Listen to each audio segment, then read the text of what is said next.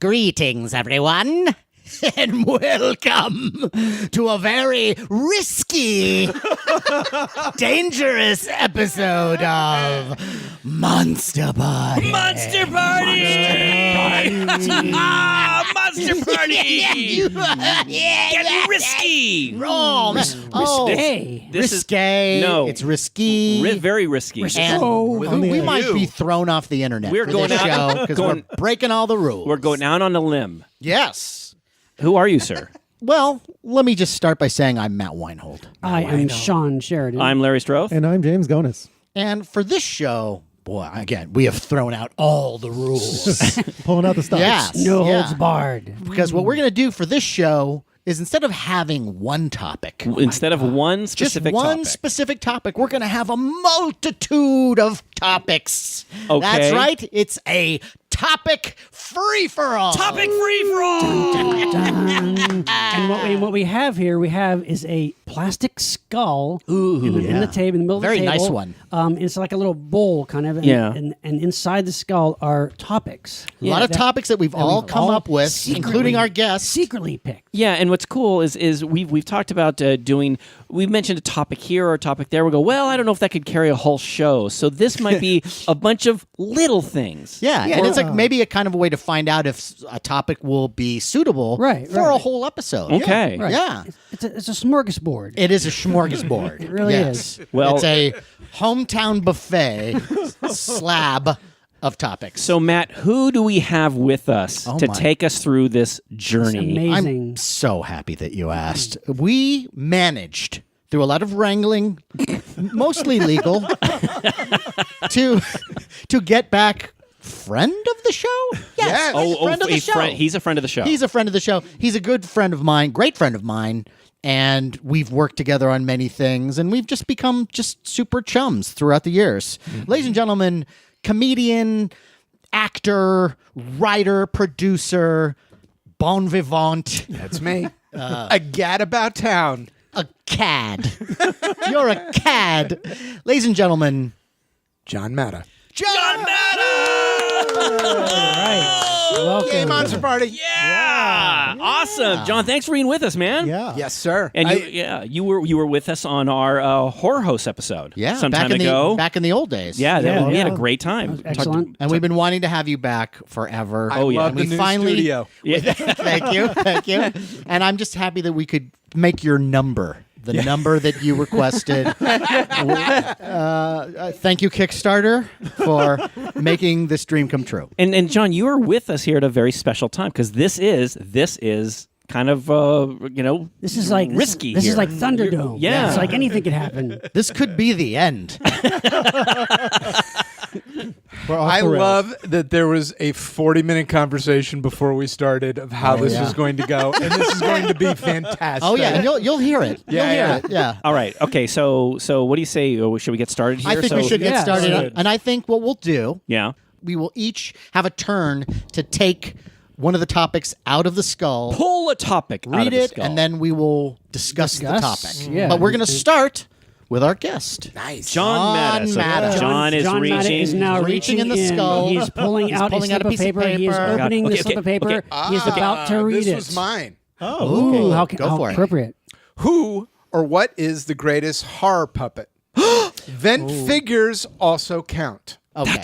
That's a great top. That's great. That is a great And I'm horror. including vent figures. Vent. What's a vent figure? Ventriloquist dummies. Oh well. I mean, I Look at this guy. Puppet. Wow. I Special knew. Countess- slang Countess- for I don't know what the kids are using as slang these days, but now.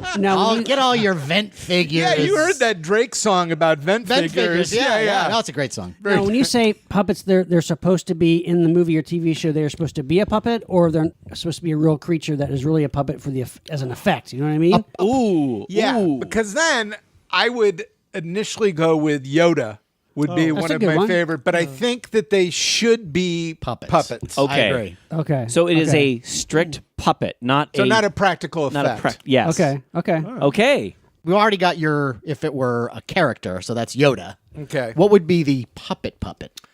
Well, mine was I think what I'm going to go with is the ventriloquist dummy from Black Devil Doll from Hell. Well, that's certainly. Wait a minute, that's Black certainly- Devil Doll from Hell. Yes. I don't know. I don't know Yeah, this it's an one, John. Independent film Uh-huh. about. I believe it was from Baltimore. I think so. I'm not sure. Yeah, 1984, I believe. Yeah, and describe this Devil basic doll. plot. I think what was so great about this movie, because I'm not quite sure what the plot was. And It this kinda was the says it first all. time- and this was the first time, because I also wanted to check with you guys about, this was the first time I think I ever saw an independent horror film, Wow, okay. where I think it went out direct to video. I can't imagine this movie being Oh, no. God, in no. a theater. Yes. Right. Really? Yeah. No. I'm so sure it never. I remember what I remember from it is the woman somehow found a ventriloquist dummy. Yeah, like in a that- magic shop or something. Yeah, that turned out that it was, I guess the devil took over it. Because I remember at some point the devil, I don't know whether it was they were making sweet, sweet love or it was rapey love, but the devil doll really went at one of the women. Oy. And now taste my breath. And then Wow. smoke would come out of his, it was really, No. I remember Margaret Cho was the one who was showing it. She has mentioned this to me. Yeah, and I just remember the kind of a John Carpenter synthesizer. Carpenter type. Yeah. Yeah, if I've somehow never you seen had this. an No, I didn't $11 synthesizer, it was very J.C. Penney kind of synthesizer noise, and that's when you know the devil doll was going to come there. And the great thing was they did the great shot too of whenever you saw the devil doll running away, Yeah. you knew it was a child. right. Yeah. Which was always fantastic Yeah. to see, and it was very much Willie Tyler and Lestry kind of. Yeah, Yes. it was very, Yeah. it was very crudely done. Yeah. This guy Chester Novel Turner made this, and he became kind of famous for that movie and for the other film he made, which was Tales from the Quad Dead Zone. Yes. and they're both kind of crazy, very low budget. And the guy who insane did the movie. voice was like Keith L. Was it Turner or something like that? Like I think he did only his 2 films. Oh, I think so. Right. 'Cause I was thinking like this would make the greatest movie ever of following this guy around making this movie. I want to see that. You know, it would have been like a crazier Keith Ed Turner. Wood. Yeah. Wasn't there a sequel? I think there was. I Was think it was there? much later. I think. Okay, because I thought he was so much better than Fats in the movie. Well, Oh, Magic. from was, Magic. Yeah. So those were kind of my 2 favorite ever. That would be my favorite puppet. That's a Okay. good one. All right. And it's So- kind of almost taking off of the Zuni fetish doll from Yeah, the classic. yeah. You know, from the So I'm sorry. classic trilogy of The terror. name of the movie one more time again? Black Devil Doll from Hell. Black Devil Doll from Hell. Okay, so there's Or one did puppet. they call it Devil Doll from Hell at some point? I think too? both Okay. titles. Yeah. All right, I've got both versions. Matt, give us a puppet. Well, just right off the top of my head, Yeah. I have to go once again to kind of one of my new favorites, which is Channel Zero, Candle Cove. It's a sci-fi series. The stories that they're doing in this series called Channel Zero, each season is going to be a different creepypasta story. Wow. And so the first one that they did was Candle Cove, which is one of these scary online stories that started from I think it was a thread of a bunch of people talking about the show that they saw when they were growing up, and it was a creepy puppet show. And Like only these little kids saw it on all TV. these kids remember seeing it, but then when they talked to one of the kids' mother, the mother said, "Well, I remember when you guys said that you would be watching the show. When I'd look at the screen, all I saw was static." And how creepy that is. so and awesome. so in this sci-fi 6-episode miniseries, what they did was they just expanded that story and they brought these puppets to life. And they are very creepy. And they're like life size, Yeah. but they're still puppets. You yeah, know, it's like really and bizarre. at one point the puppets invade this bedroom and they're life size. And there's one that has like it's almost like one eye yeah, and a weird mustache, and they're supposed to be pirates. Yeah, one's and a there's a skull skeleton, face. and they're all of them are so creepy in a way of like it's a hard thing to do to make something creepy. And Yeah. they did an excellent job. yeah. It was like, oh my God, that is so weird, but not over the top. Not And over the it- top, not like pretentious, not like Yeah. forced. you Yeah, know, it's not just- in it's your really good. face. Yeah, And I really got to hand it to these guys. that's a good one. That is a good one. Yeah. I like that, Matt. Sean? Well, I would have to say, and Larry, you're probably going to agree with me, is the puppet from the Dead of Night. Yes. Oh my segments gosh, it's with, Michael Dead of Night. Redgrave. Such a great movie. Yeah. And that's What's the name of that puppet? I don't remember the name of the puppet, but I mean, if our listeners will remember, Dead of Night, it's not really a famous, or it's kind of obscure. It's kind of hard to find. Isn't it one of the first anthology films? I think yes, and it's a really interesting anthology. And I think the best story deals with this puppet. I would agree. And well, Event figure. That's our show. no. We have more things to choose from. course. But Let me I'm sure, check with my lawyer. I'm sure Sean has more to I would say agree. about this. The puppet was named Hugo. Hugo, That's right. And Okay. it's one of your classic ventriloquists thinking that his dummy is alive. Or and- Vent. Yeah. Get him. He thinks it's alive, Grandpa. and he hears it talking to him, and it's and everybody else thinks he's crazy. But there's like a nightmare sequence at some point in the film where the puppet gets up and walks over to him, and it's just great, super creepy. And especially imagine a time before you'd seen that image of the doll coming at you. Right. This is 1945. Yeah. Right. Like one of the first things, Yeah. maybe the first one ever. And I remember seeing that in the movie theater. I actually saw it at the Egyptian Theater the first time I saw it. This was when Forey Ackerman was still alive. He was showing, this was one of his favorite films of all time. Wow. They showed it at the Egyptian Theater here in Hollywood. And when that sequence happened, I remember sitting in my seat and just kind of moving backwards, just kind of gripping the chair. It takes you by surprise, and it's really creepy. And because it doesn't, like you said, how this other one that it really looked like a kid. This does not. I actually am not It sure. moves in how, a very erratic it's way. Very, very And strange. it's just like a couple shots. Like, It is. It's It not is, like it's Sean. overdone. No. It's really good. Yeah, that's a great one. Yeah, That's a it's really good. great puppet. Yeah. Yes. James, how about you, buddy? Well, I've mentioned this before on the show, and this takes off almost directly from Dead of Night. It's called Devil Doll, and it's a British film. Yes. Wait, yes. That's good too. It's Devil like- Doll. yeah. Yes, Devil that's a Doll. really good one. Which is, it's almost like it picks up where Dead of Night left off. And they, It's like 60s. yeah. And, 64, yeah. Okay. And you've got this dummy who actually is possessed, and it does walk around and kill on its own. Right. Really creepy thing, or little figure. And I saw it late at night when I was a kid, and it scared the hell out of me. It's Bryant Halliday plays the Great Varelli. Right, And he's right. like, he kind of like captures people's souls and traps them in the doll or something. And Yes. Yeah, it's really, really cool. Kind of sleazy movie. Very It spooky. is. Yes. in a Yeah. good way. Yeah. And his assistant is played by Yvonne Romaine, who was the girl in Curse of the Werewolf. Yes, Who beautiful. gets, yeah. Good film, yeah. Definitely recommend it. And can I Devil also just throw in just a quick honorable mention of Curse of the Doll People? Oh, yes. Yeah, Mexican Excellent. horror. Good Oh, choice. see, I don't know that one either. Yeah. Curse that's of a the great Doll one. People. Curse of the Doll People, and But these- they're puppets. They're What, puppets? dwarf size. they're dwarf-sized Okay. puppets, and they attack people in the night Yeah. as you would have them. With little needles. Yeah. They stick you with little poison needles. Yeah, and I don't want to dwell on this film too long because we probably brought it up before. But if you haven't heard of this movie, Google it, find it. It's low rent, but very spooky and weird. And when these puppets come on, ugh. Yeah, really good. You know, one of the topics I was actually going to put in here, and then I thought, well, that might be a show of its own. It's called Living Dolls, because you've got vents, you've got you've got mannequins. That's true. You've yeah. got like Twilight Or Zone, like Manx. Talkie Tina, right? Yes. Yeah, that's true. We Like- could like probably do a show toys, just on living dolls, toys, and living dolls. Toys and or Zunies. tis. Yeah.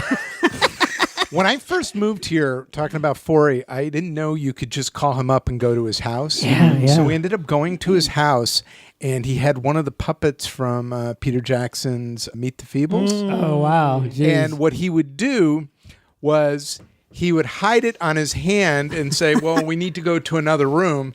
And then he would have the puppet come up and grab his face and pull him off. And the guy who worked for him, and Jen McClain, we both went together. I went crazy. I was so excited when he did it because you had an 80-year-old guy doing a bit for you. Yeah. The guy who worked for him just went, oh, Christ, he's still doing this. It may have been Joe Mo, actually. No, I don't think it Yeah. was Joe at that time. Oh, I mean, okay, if you okay. went when This he was would have 80. been It might have been. This probably was 18 years ago. Yeah, Okay, yeah, okay. but still, that I mean, that was great, one of the things though. about That he was Yeah. Ford. doing a bit, and like and not everybody had seen Meet the Feebles back then. and- too. I mean, It was, and Meet the Feebles. Come on. Yeah. Yeah, it's like Oh my God. Okay, well, the fact that there's a fly puppet. Great.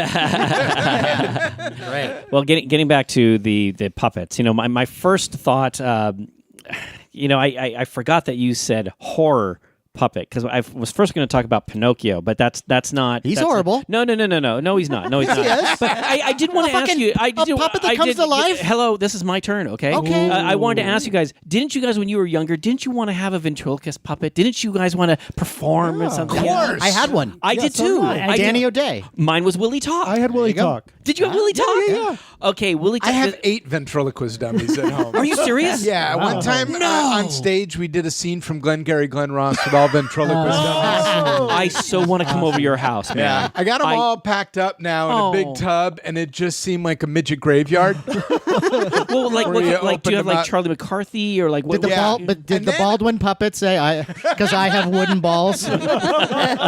Put the coffee down. Coffee's for closers. I bought the cheaper ones, and I can't remember the name of the company where I had them rebuilt. like the where inside. it used to be the Oh, okay. string, Yeah. that The you put. mechanism, right? So Yes. then so all of them now have sticks that go. I through gotcha. it. Yeah. Ah, okay. See, Cool. what I loved my little Willie Talk, which I still have, but Sean, he's not in mint condition. He is beat up. Okay, but because I knew you were going to ask. But the funny thing is, there's a little design flaw because he was kind of a stuffed body, and then the plastic top head was connected. It was connected. So what happened was the string, when you pull the back string to make him talk, hi, I'm Willie Talk, it would rub against the little plastic. Yes. And so what happened was I played with it so much that it opened the inside of the stuffing. So what happened is when Willie Talk would start to talk, stuffing would come out. And so I'd make him go, I got a little frog in my throat. I'm throwing up. And I would do that consistently. But not only did I have the Willie Talk, but do you guys remember Pelham puppets? Pelham puppets, these are from Yes. Germany. No, I have a bunch of great Pelham puppets. These are string puppets, marionettes. Okay. And I have this great skeleton that you can kind of hold it and make his arms and legs can kind of fly apart and come back together. Oh, that's I cool. love puppets. Did you build a stage and a My curtain and all? my Your dad built did? a stage. Yeah, Greatest yeah. dad ever. Yeah, he was fantastic. And so I love puppets. You guys mentioned some obscure ones that I'm not familiar with. But speaking of Twilight Zone, there's a really cool Twilight Zone. Sure, there's a puppet couple one. Twilight Well, Zones, there's yeah. the one that I was remembering is the one with Cliff Robertson. Right. And I forget the title though. Because I mean, again, this is we're pulling this out of the Sure, skull, yeah. and I've been drinking, but what's That one with the puppet. Yeah, I remember. it's Yeah. Cliff Robertson. He's a ventriloquist guy, and he and this puppet kind of have this rapport, and but it's almost as if the Yeah, puppet's kind of yeah, I think taking it him was Is just he over. like and- bossing him around? Yes. kind of? Yeah. Yeah. I think it was just called the dummy. The dummy. That's Dummy. it. That's The it. dummy. There and, we go. and it's really, really cool. It's really, really creepy. And it's the ending. I don't want to give away the ending, but it's really, really creepy how it kind of turns. Yeah. And it's Give away the ending. No. I want people to. I want people to see Okay. it. And it's also one that I showed my kid, and she loved it so much. We actually went out and bought the figure. The little Mego-sized figure, so she has that. Yeah. You were talking about ventriloquist dolls and toys. Yeah.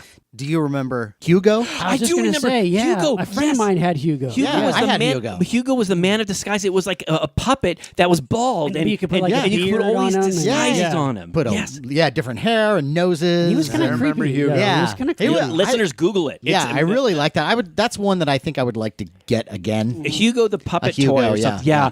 Oh my Yeah. gosh. He was that's on my so- Christmas list for 2.5 years, and then I find at the half-year mark, I go, "This is never going to happen." I think it's going to happen now. Oh my! All right. So hey, good That's topic, good. That was man. very The good. puppets. That's a great really one. good. Okay, who's All right, next? so we should go around. Yes. All right, Matt is Matt, reaching your hand out. on the I'm skull. I'm gonna dig Matt. deep. He's digging I'm gonna deep. dig Digging deep. Who knows? There we go. What he All will right, find. this is what I'm gonna go. Oh my gosh! right, the here we go. suspense is killing me. Oh, no, it's funny. I thought we did this, but we've done permutations of it. But Uh-oh. it's what if? Ooh, What if? yes. What if? What if? That's actually Wait. that's actually one of Wait, mine. wait, What what? if? It's what if? What if? What if? Well, That's yeah. What if? What if? Isn't there like what if you put a banana in a come on, I mean What? Well, I just it's Let me give you an example. Give me- I have Okay, several Since it's examples. his, Okay. give us Yeah. an example. Yes, please Show us the way. Please enlighten me, sir. While I burn this. What if Bela Lugosi played the original Frankenstein? Okay. That's Is I'm that just saying, like, what would the movie be like? What would his career have been Shitty? like? Well, I see. I think that would have been a whole topic there. Yeah. You know, Well, A topic. I mean, a whole. What? No. Because we could no. No, what if? I think what if is big enough that it can be a topic on its own because you can come up with so many different things. Okay, so Well, we're- sure. okay. But I think So like what if? hypothetical situations where that things that kind of almost could have come true throughout history in movies? Because there was a he possibility. he was up for the role. He Yes. turned it down. and right? so He turned it down. So since that was your example, what do you think? Yes, sir. Would I have think been it the would, outcome. I think it would have been a very, very different film. I don't think the monster character would have been as sympathetic. I think it would have been a very completely different role, a completely different performance. I think it might have been successful because these were like the first horror movies. Yes. You Right, know, right. big budget, and I think it would have been successful. I just don't think it would have had the lasting power that it has because Karloff brought elegance and grace to the role that I just don't think Bela Lugosi had in him. But I got to give more credit to James Whale because he was a masterful director. Okay. And I think he would have gotten what he needed out of even Lugosi. Because by the time they made Frankenstein Meets the Wolfman, the character of the Frankenstein monster was pretty much a one-note caricature, and that was played by Lugosi. But Right. if being the first time with that script and with that director, what would that monster character? Plus, in the third one, he needed a kitchen remodel. So he was whatever you want, man. It's really hard to speculate on that because there's really no telling. I mean, would it be that Lugosi would have been the kind of actor that would have taken James Whale's direction and say, well, Right, you want right. me to do this? Okay. And and he would do it. There was something about Karloff's gaunt face. I mean, remember, he was an actor, but he was a struggling actor up Right, he until was that not- he point. was not known, He but was really- he was right. thin and he was hungry. He was hungry and he had a more animalistic Physical. Yes, yeah. I think Lugosi would have done it in such a different way physically. too. I do, Sean. And their yeah. careers would have been completely different too. Like, I mean, Well, Karloff wouldn't have had a career. right? I mean, He would Lugosi- have none. If probably. no. Well, he would have been like a regular kind of He would have working been stiff actor, right? but Yeah, not, character actor. Right, Right. right. But he would not have had any kind of these roles. The only reason why Karloff ended up getting these roles is because of Frankenstein. That and right, so it's right. I would say, Sean, that if Lugosi did play the Frankenstein monster, even if successful or not, I think Karloff's career would have been toast.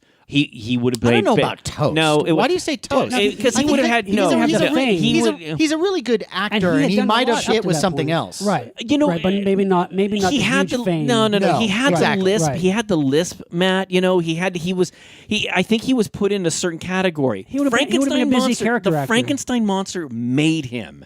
It made him, I and know, that's what it's true. carried him on. And he was always grateful, and people loved seeing him play all these different Okay. roles. Okay. So what if we flip this then, and say, what if Karloff were Dracula, Oh, That's a good one. and the lisp and everything might have worked well because it would have given him kind of a. If he was from Spain,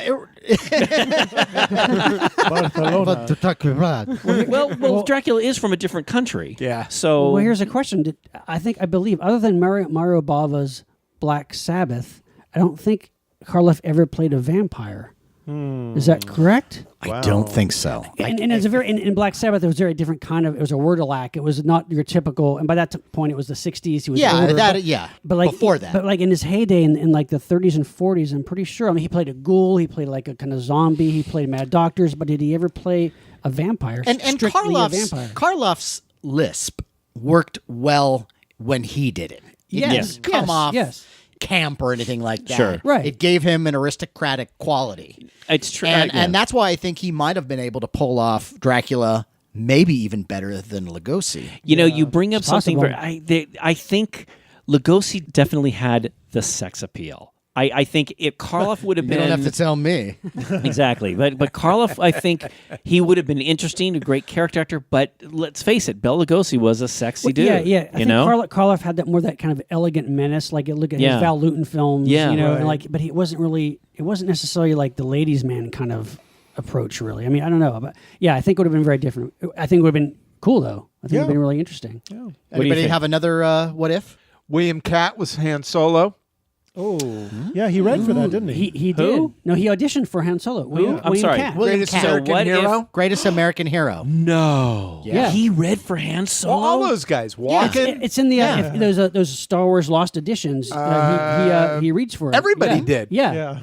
Everybody Yeah, read like- for that part. I think Kurt Busey? Russell. Kurt I Russell. think Frederick Forrest. I think and like a bunch of people. Kurt yeah. Russell, I could really see in that role. Yeah. Yeah, I think he could have pulled it Yeah. off. And this Russell. was before he started doing the tough guy thing with Escape from New York and Yeah. stuff. Oh, he was still And kind of, that could have been the role that broke him out of that. yeah, I possibly. think he would have because let's face it, like his later on, like even like Big Trouble in Little China, that character is a little bit kind of like Sure. of like Han Solo a little bit, you know? Like, Yeah. I would have loved to have seen Walken do it. Like, That would have been such so interesting. strange. Yeah. Yeah. This I mean, weirdo well, with the Wookiee. You know, it's funny. We all kind of think of Christopher Walken as kind of this weird, offbeat kind of guy. But I think back then, Still you know, weird. yes, but not Yeah. quite. So been you very know, different, though. Yeah.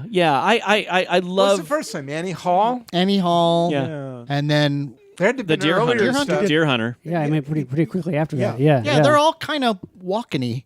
Okay. Yeah, totally. All right. That's a good what if. But how do you think William Catt would have been? Was he auditioning for Han Solo or was he auditioning for Luke Skywalker though? I think everybody was auditioning for everything. That's true. everything, That's yeah. true. Didn't yeah. they have the auditions for Carrie and Star Wars at the same time, and he ended up being in Carrie? Oh right. But see, I could see William Catt as Luke Skywalker. Yeah, I sure. think it would have been Yeah, yeah. fine in that character. Yeah. Wow. He Can might you even imagine had now? at the time, because I do love what Mark Hamill did. A lot of people fault his acting. Yeah, no, there are people that have faulted his acting. And I think that he brings innocence to that role. I agree. I agree. Too. I That think works he's very perfect. well. It's funny. I actually can't imagine anyone else in that role. Well, quite honestly. now it's it's hard. hard. Yeah, Yeah. yeah. Like it's like what other Captain Kirk could there be? Oh! Don't even go there. Yeah. I mean, imagine if we had been stuck with Jeffrey Hunter. First of all, he would have died, so then that Yes. would have put a kibosh on the Okay. whole. Well, yeah, okay. how about- all right. Well, Star here's, Trek franchise? here's a what if for you, sir. Okay, I put go. it to you, sir. Do it. Because you just brought this up. What if Jeffrey Hunter's wife said, "You know what, honey? I know that this is television and you did this pilot, but you know what? I know I think of you as a film actor, but let's try this TV thing for a little while." And let's say Jeffrey Hunter played Captain Christopher Pike in the Star Trek series. Now, hang on. No Captain Kirk. There's no Captain Captain Kirk. Kirk. Right, The only reason why Captain Kirk was created was because this character, Captain Christopher Pike, the guy who played it, said, I'm not doing I don't this TV wanna show. do it." I don't want Right, to do it. right. Basically, it's his wife that kind of pushed him, okay? And let's say he didn't die, okay? Let's say he didn't have the accident or whatever. And Wives. he did. No. I put it to you. Chicks, man, Listen, chicks. I put it to you. Do you really think Okay. that Star Trek with Jeffrey Hunter would have lasted the 3 seasons? Would it have lasted the test of time? I mean, or not just test of time, but I think it would have been remembered. Okay. But I don't Yeah. think it would have been the cultural icon that it is. because that says a lot about William Shatner. As much as we like to poke fun, or Oh, I love him. But I love him. I do too. I do. But I mean, people joke about his acting, what he did. William Shatner in that show, he just brought this character, this larger than life character out. Yes. And he had, not only could he do drama stuff and he was sexy, but he also had that comedy flair too, Matt. And that was really important. Yeah, because to be able to have that as the kind of other side of the Yeah. coin from Yeah, Spock. because I'm trying to imagine Jeffrey Hunter doing the Trouble with Tribbles episode, or the Turnabout Intruder he'd just be- episode. Like I don't think it would have been pulled off. You know what I bet? You You know know? My what- chicken sandwich and coffee. No, it would have been. lunch. It would have just been him yelling at his lunch. yeah, because I think Jeffrey Hunter was a little bit less versatile. Or, I you know think. what? He had a little more Jack Lordish. A little more vanilla. Yeah. No, I'm not gonna say vanilla. I would agree with Matt. He had this toughness, and whereas William Shatner said, "Okay, so now in this scene, I gotta pretend like I'm prancing like a pony, and okay, I'll do that, and I'll go, he would do it. He would go. You know all what, guys? out. Yeah, You know you what? saw his vulnerability. Yes. You know what? Jeffrey Hunter. If Nimoy never played Spock, Jeffrey Hunter would have maybe made a good Spock. Yeah. I Kind of can see that.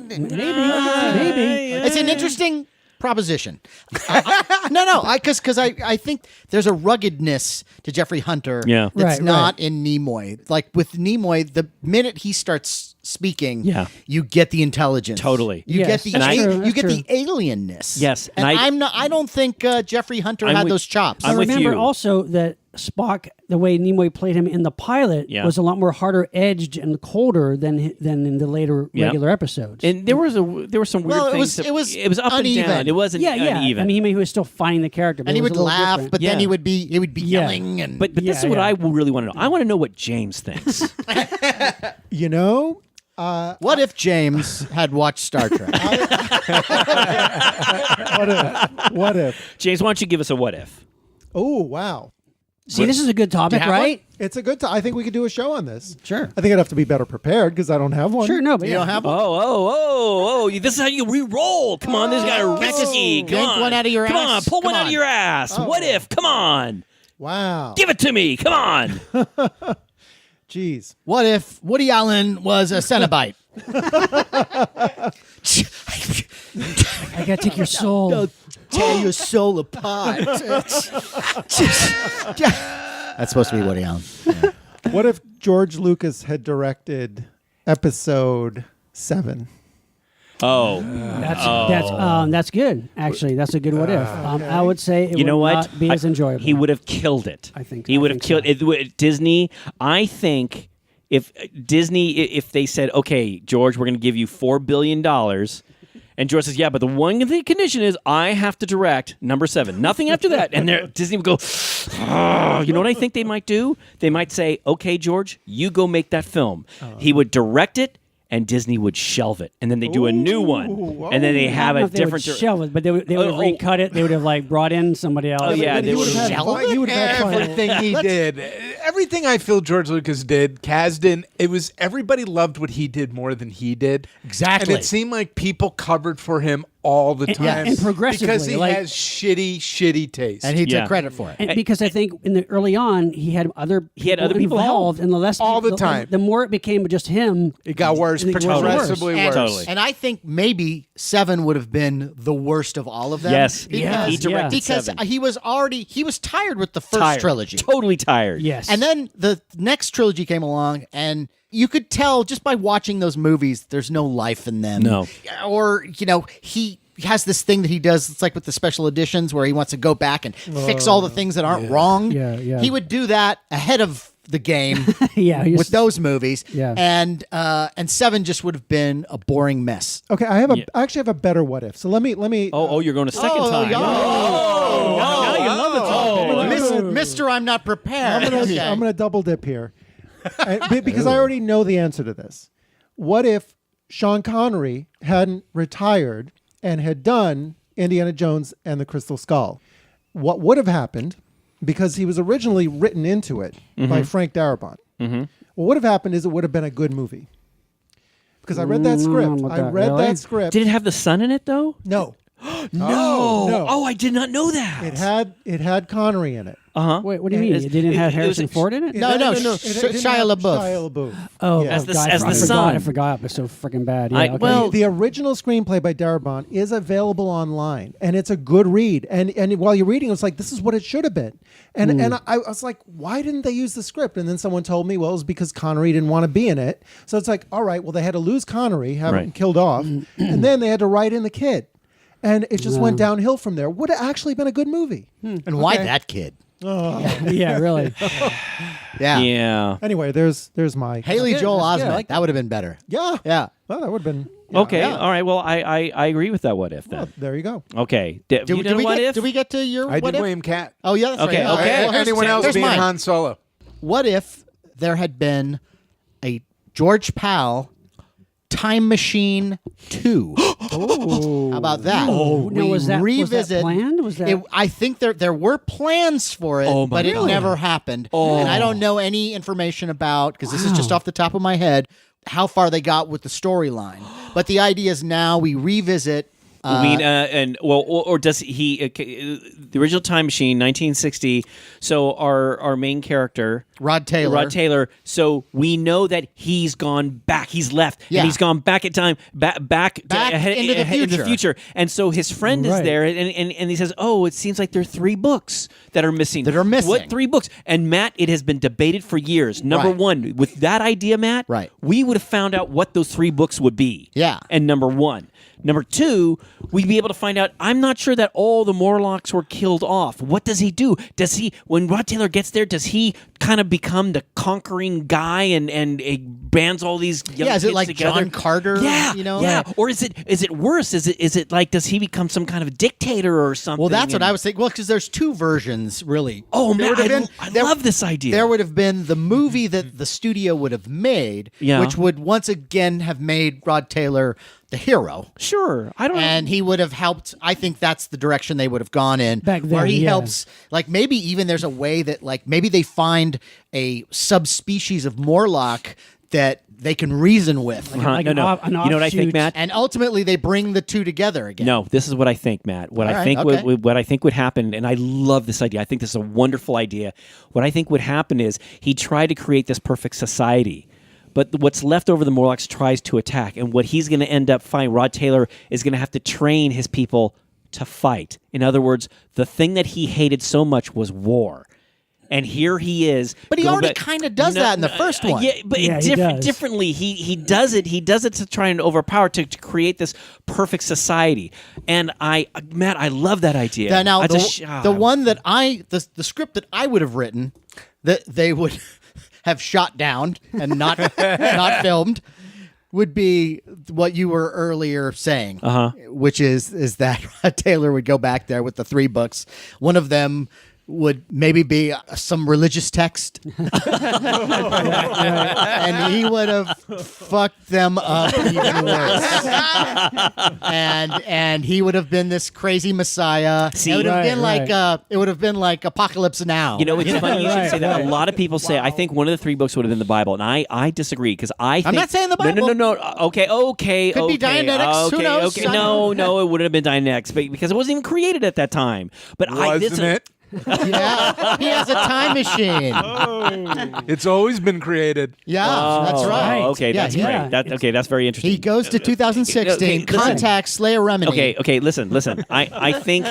I think he's a scientist. He likes to learn. He wants to figure out things. And what he does is he actually takes, maybe it's farming is one of the books. You know, electricity. I think, you would need. I think you would need yeah, something yeah, like to yeah. an create a almanac or society something like that. To start I from really scratch. think a religious book is something he would not bring. But that's what I think.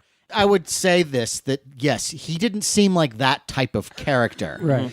I have a feeling maybe it might have been something. It would have been more, and this is not correct for the age, but Randian maybe. Something a little more, Oh, okay. yeah, Ayn Yeah, yeah. Rand, you know. Oh yeah. Yeah, well, it's interesting too, though, because if it was if the sequel was made, then it's going to be going off of an original script and not the H.G. Wells. Actually, you're right. Novel. You're right, So it would Sean. have been a screenwriter at the time would have written it. Probably somebody from the George Powell's. How about this pool of idea writers. then? What if he has the books, right? Yeah.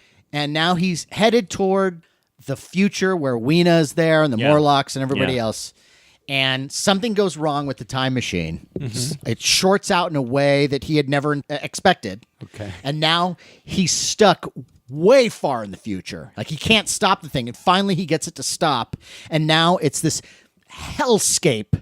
And he has to survive with the fucked up future remnants of society and civilization. That could be cool, yeah, And yeah. it's a dark That's- post-apocalyptic That's dark. nightmare. I don't know. That's too cool. dark Although for- George, I don't think George. Yet another Powell- screenplay they passed on. Yeah, George Powell will not make that kind of movie. Though, I think that's my thing. Yeah, Yeah. But Matt, my hat is off to you. I really like that. Kubrick It would have been, made you know, it. it would have been so Yeah. cool if they. There's a would've- lot of ways to go with If it. they would have done this Yeah, back in, yeah. let's say, 1962, 63, I would have loved to have seen Right. that movie. Yeah, and especially Wow. to capture the same feel that original George Powell production had. Yeah, the colors Yeah, and yeah. the All right. feel of it. It certainly would have been better than making Doc Savage. I like Dark Savage, but you know what? Really? I think it's time to move on to another topic. All right, I think all someone right. needs to. I think it's Sean. Are we doing this yeah. way? Okay, here I am reaching in.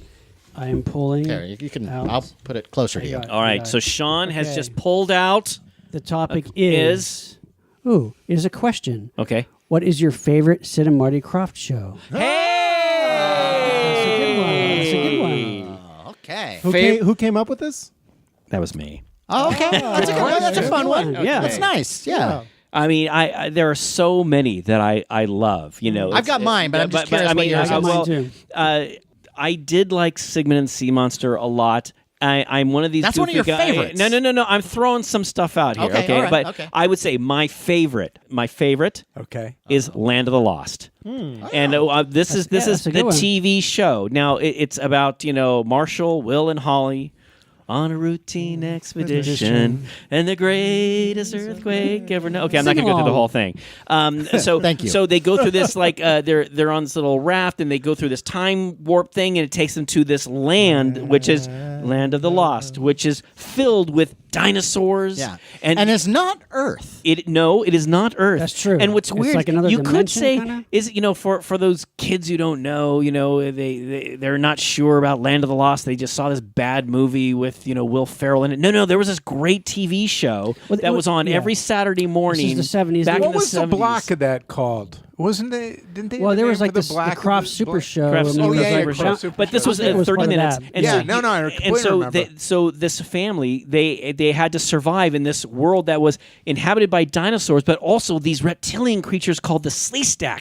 And they kind of looked like the creature from the Black Lagoon. They would walk around going, and they had Surprisingly spooky for Very a kid spooky. show. It was the most mature Yes, yes. Of the Krofft show. Right down to the writing too. Yes. A lot of science fiction writers Yes. worked But on see, that show. There were other Sleestacks, or one in particular that was like Brainiac. They were like this gold one that kind Could of speak Yeah, and there were these wore clothes. the jewels that had magic powers, and I mean, it had so many great things for a kid to watch on Saturday morning.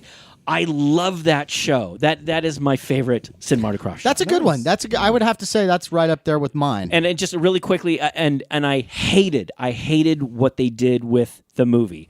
I was really upset. They kind of threw this whole comedic thing, and I always felt trying too hard. I wished they Yeah. kept it serious. I wish they kept it to the original concept. Right.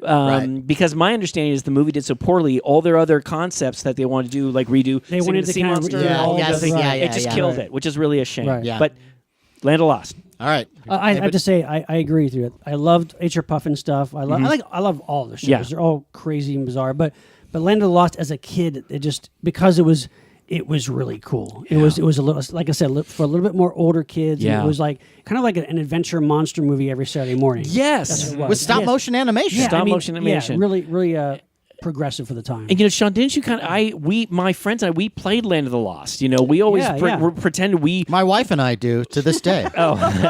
we would play in the backyard or across the street at the school, and like we were being chased by dinosaurs. Of course, we had these little fake guns though that we would like try to shoot the dinosaurs, but it would always bounce And off the dinosaur. Wesley Ure, Kathy Coleman, Spencer Milligan. Yeah. Then later Ron Harper Yeah. joined the cast. But it's a great show. I love that one. I have to say though, if I was going to do my other favorite, Yeah. and I know it's it's a gonna be. different one because Land of the Lost is so great just in and of itself. Yeah. In the more classic tone of what Sid and Marty Krofft did, I would have to say H.R. Puffin stuff. I love that show. Yeah, no, it's It definitely. was genuinely funny. And magic. It was magic. It was like a But nice and strange. Yeah, it was like a counterculture Wizard of Oz every week. Yeah, that's a good way to And, describe it. and the songs. Yeah. I love the That's true. songs. Jack Wild was great. Jack Wild was the most I'm a mechanical boy, like a mechanical toy.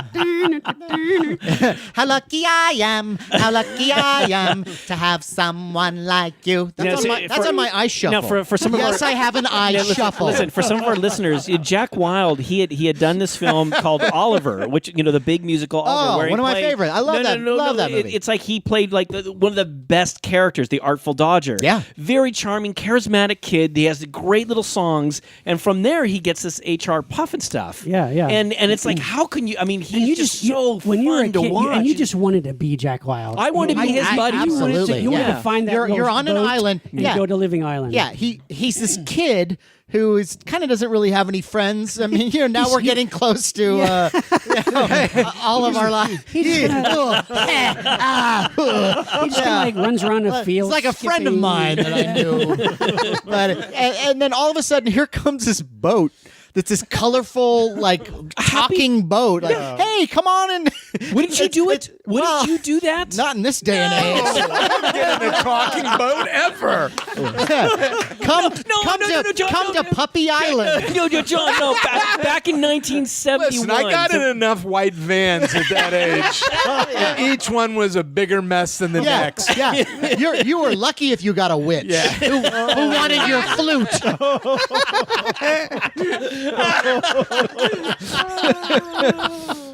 All right. That Yeah. guy too, and then I wanted to be him, And Billy then I Hayes, wanted to be the the witchy kid poo. at not this James at 16. I wanted to be that kid too. Lance Kerwin. Lance Kerwin. Lance yeah. Kerwin, yeah. He had a girlfriend. Yeah. He had a good head of hair too. Yeah, that 70s hair. Great head of hair. All right. So we got Land of Lost here, HR Puff stuff. How about you, buddy? Am I wrong? Yes. With Charles Nelson Riley was in Lidsville. Lidsville. I loved Charles Nelson Riley Yeah. as a Yeah. kid. Of everything that I loved, you found out these again, it was, remember that Tom Kenny bit of all these weird guys that you kind of and you I had no idea what this guy had going on, but I wanted to be in his business all the time. But it's like someone went to you and went, okay, you can't be Paul Lynde. Or you can be Paul Lynde-ish. Choose your sound and then make it for the rest of your career. And not Charlie Callis either. Yeah, because that's too butch. Charles Nelson Riley, he was just... He was the great hoodoo. And he would do, ho, how's that for a tupper? Ho. That's right, And I had never seen anyone like that. At all. That out, just so crazy but also... He was threatening too because he wanted. Yeah, to, he was the witchy poo of that show. So imagine for listeners, if you don't know Lidsville, it's the main character, which actually played by Butch Patrick from the Munsters. He goes to this magic show and he loves it. It's really neat. And then the magic show closes. Wants to know how the tricks are done. So he goes to the backstage and he lifts off this magic top hat and it grows And grows and it gets really big. And then he decides, like an idiot, let me see if I can look inside. And then the whole thing shakes and he falls through. And at that moment, it has a kind of a Candle Cove feel to Yes. it. Very In a much weird so. way. Yes. I just realized that. Holy Yeah. shit. So it's kind of like the Candle Cove of our generation. Yeah. So it was like you were in every episode of Lidsville, you were waiting for it to go horribly dark. Yeah. And he falls into this world where everything is all hats and they all talk. Living and hats. Living hats. But the hats are all based on like type of hat they are. Like the Yes. bowler hat has an English accent. Yeah, or Yeah. the safari there's guy or the Western hat is Yeah, John John Wayne. Wayne. Yeah. Right. Yeah, there's a party hat that was kind of this party lady. His executioner has like Is there? Yeah, he has like a little I don't axe. remember that Yeah. one. That was one of Hoodoo's. Oh, that was Yeah, the bad yeah. guys. Yeah.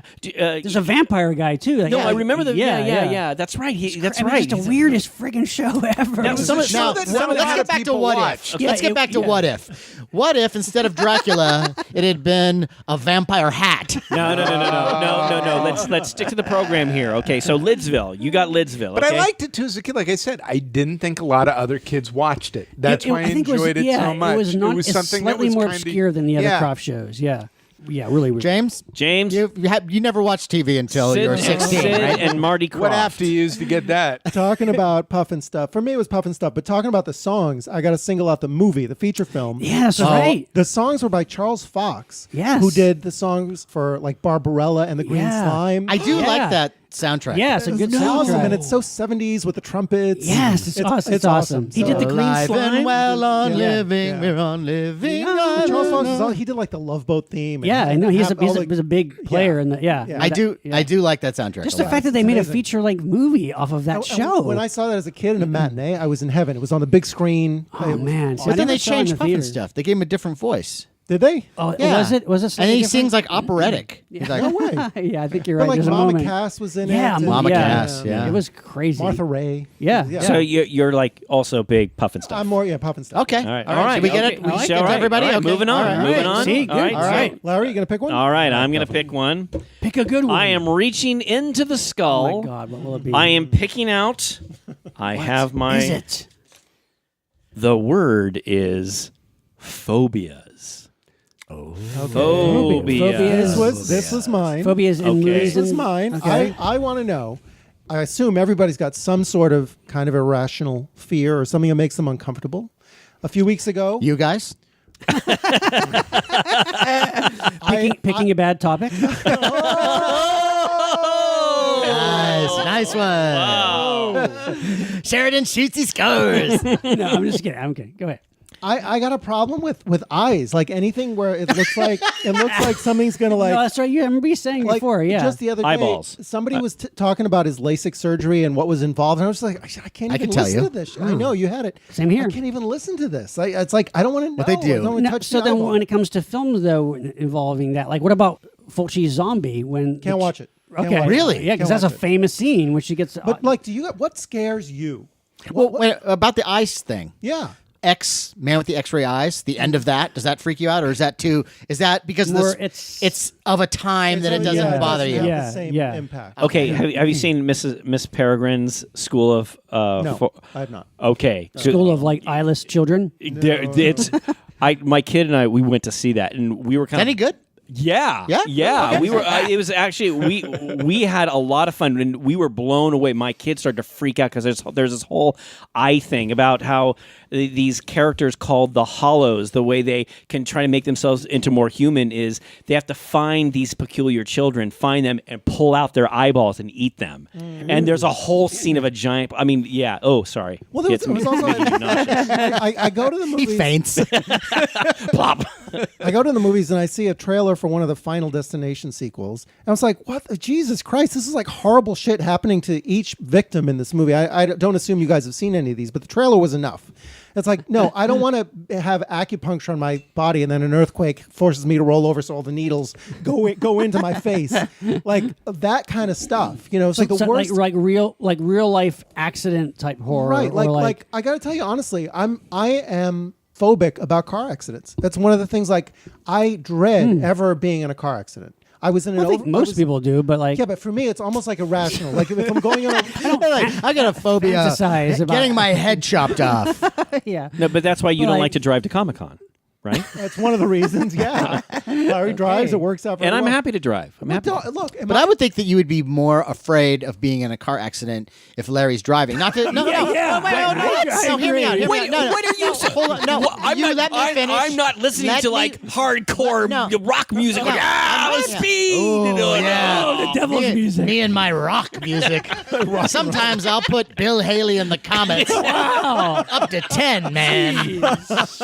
But look, no, I'm not saying you. I'm saying the idea of somebody else driving Being a you. passenger, You are not in control. Right. Right. So it's not you. I've driven with you. You're a maniac, but you're fine. I'm not a maniac. I agree though. I like to be the one driving. See, I don't. Really? It I doesn't prefer to bother- be driven. Really? I love it when Really? somebody else drives. Really? Yeah, I That's love it. interesting. Okay. But then I'm also scared. I think it's also my kind of thing where I enjoy horror movies is that you're in a car and you're out of control. Somebody else is driving. Right, and so they'll like drive a little too fast. And I'm like, ah. Yeah. It's kind of exciting too. right. Okay. Okay. Like when I went to see Crash, the Cronenberg movie, I was going in like anxious, like oh shit, you know, Right. this is gonna prey on my. Is anybody else have any kind of irrational phobias, or is it just me? I will not watch a horror movie by myself late at night.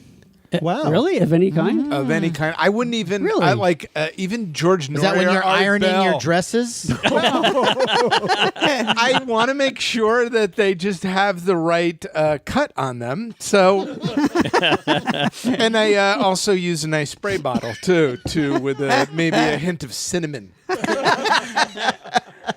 But I would not like Nori, Art Bell. If I'm home alone, even if it's like the ridiculous one of like Nori. What do you mean they're people that live underneath the crust of the earth 9 feet down? It's a giant community. Yeah, I'll turn it off. Oh no, it's just getting. And I'm really not afraid of anything, and I don't think. But for some reason, I get panicky when I'm all by myself. But if someone's there, So being Oh, alone and a thing. Yeah. Any kind of genre thing when you're alone. alone, I will not watch a horror movie That's all by interesting. myself at home. All right. I mean, I have a phobia. It doesn't ever really translate go. to. It doesn't ever really translate to watching a horror movie though. But You sure you want to say this? Yes, no, I do. Okay. I've always had a phobia. I have dreams, nightmares about like walking into gross, disgusting public restrooms. No, I'm serious. And like barefoot, a good one. barefoot. Wow. And it's something. It's something that really gets to me. I don't know like if Recurring I was a little- dreams? well, yeah, there are different kinds of. Would but- you but use a gross, disgusting bathroom I'd if you try had to go? Well, And you didn't I'd have shoes try- on? I would try. Yeah, I would try not to because there's something about just like unsanitary places where like it's wet on the floor and it's tile and it's dirty and I'm in my Right. bare feet.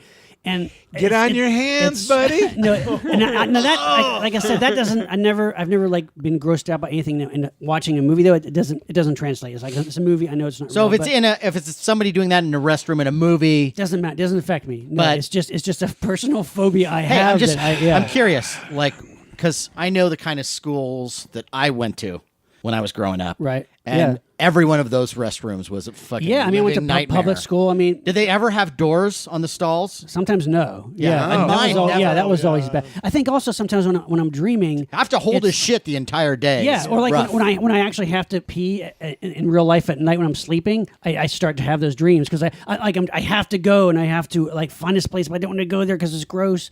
I know that has nothing to do with Monster Party, but that's what I. no. That's what it's definitely a phobia. And, If only Dr. Tom were here. He'd sort you out. yeah, but that's one thing that is definitely a recurring thing that I dream about every so often. I still have those. That's kind of dreams. fascinating. Yes. Yeah. I don't know if like when I was like really, really little, I don't remember any specific thing that I experienced that was a traumatic thing I went through. That maybe Oh, when I was that's really so little, I don't know. wonderful for Yeah, you. yeah. I mean, but that definitely grosses me out. wow, you know, So there. Dr. Tom from our Monster Therapy episode, which Correct, was yes. which was actually a great episode. We'll have he him was back. the- he wants to well, come yeah. back.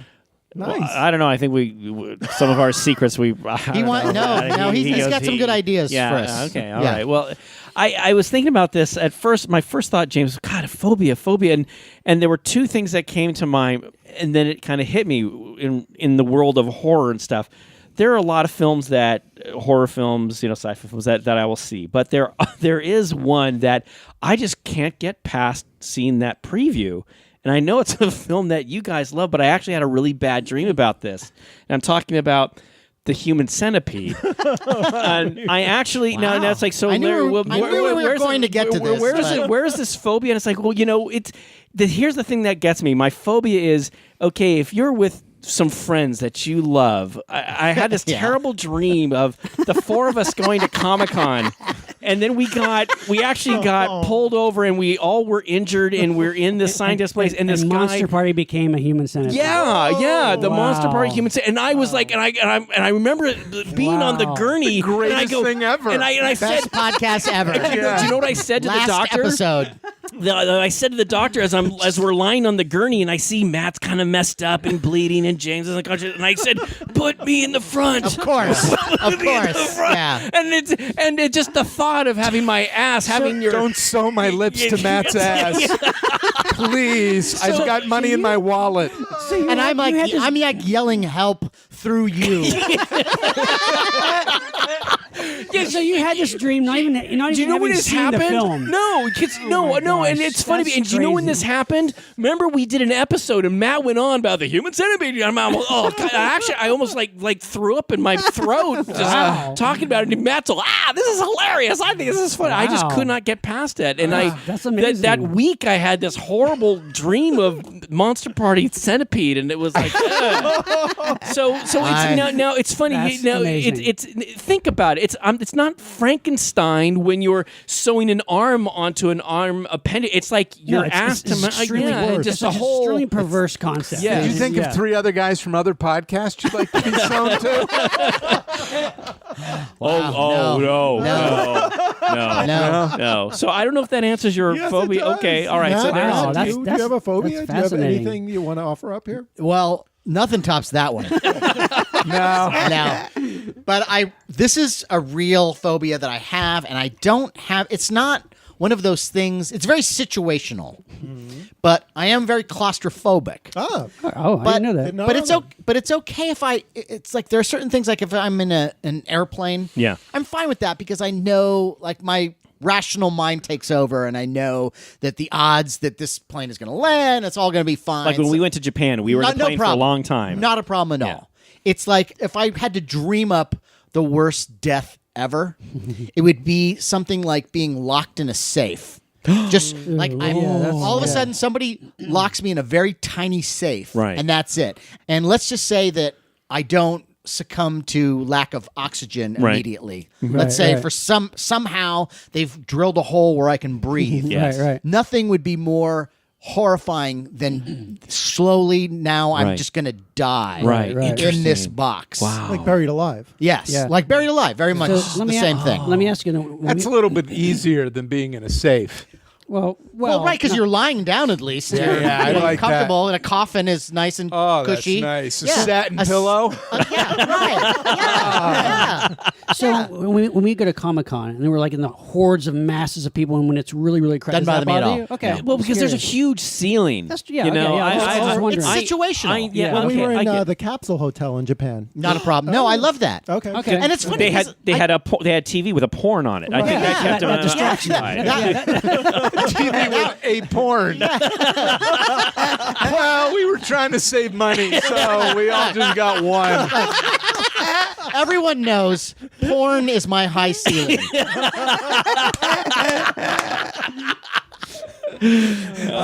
Yeah, it's weird, but that's like when I think of the worst possible thing that could happen.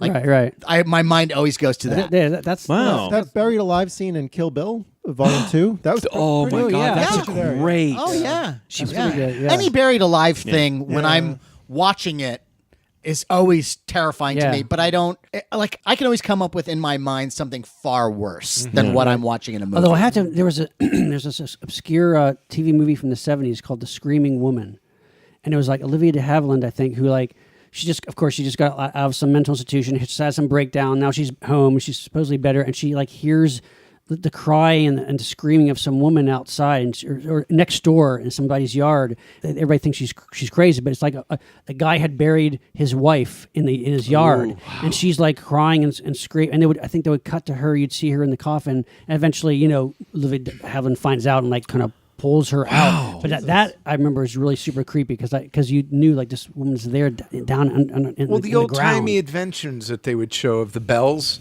that came out of the caskets in case they buried Oh yeah. Yes, Oh yes. yeah. If you were buried alive, you could pull a string. Jesus. Right. Yeah, because it right. had to happen a lot. I know for them to like Someone create, did it. And yeah. number two, all I just imagine is the guy working the late night shift there Yeah. with the wind blowing. Yeah. And Yeah, the bells going fuck, off. there's 80 guys that are buried back there that are alive. or like juvenile delinquents coming over and like bringing the bells Yeah, and running right, and yeah. hiding. Wow. Yeah. I think Or someone trying to sell that to you when you're buying it. You're like, you sure you don't want to go for the coffin bell? I'm just saying. All right, no, hey, it's your funeral. isn't that where the term dead ringer came from?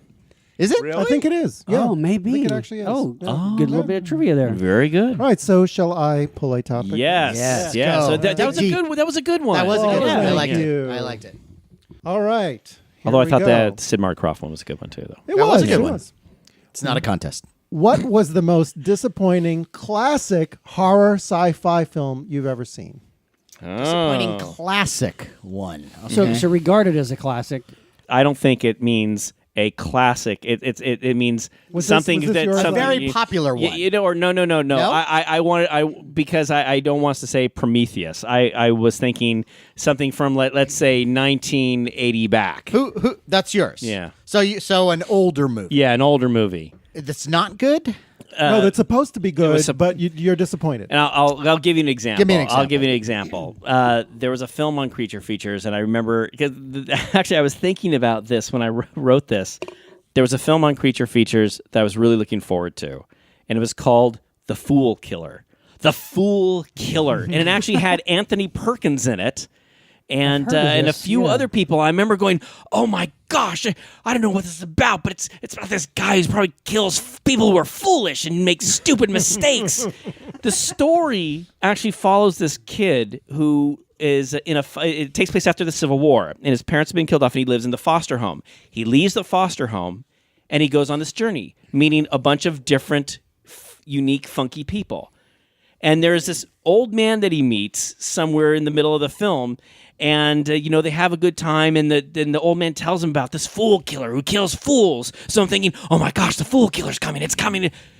There is no fool killer. You go through the whole movie waiting for the killer of the fool.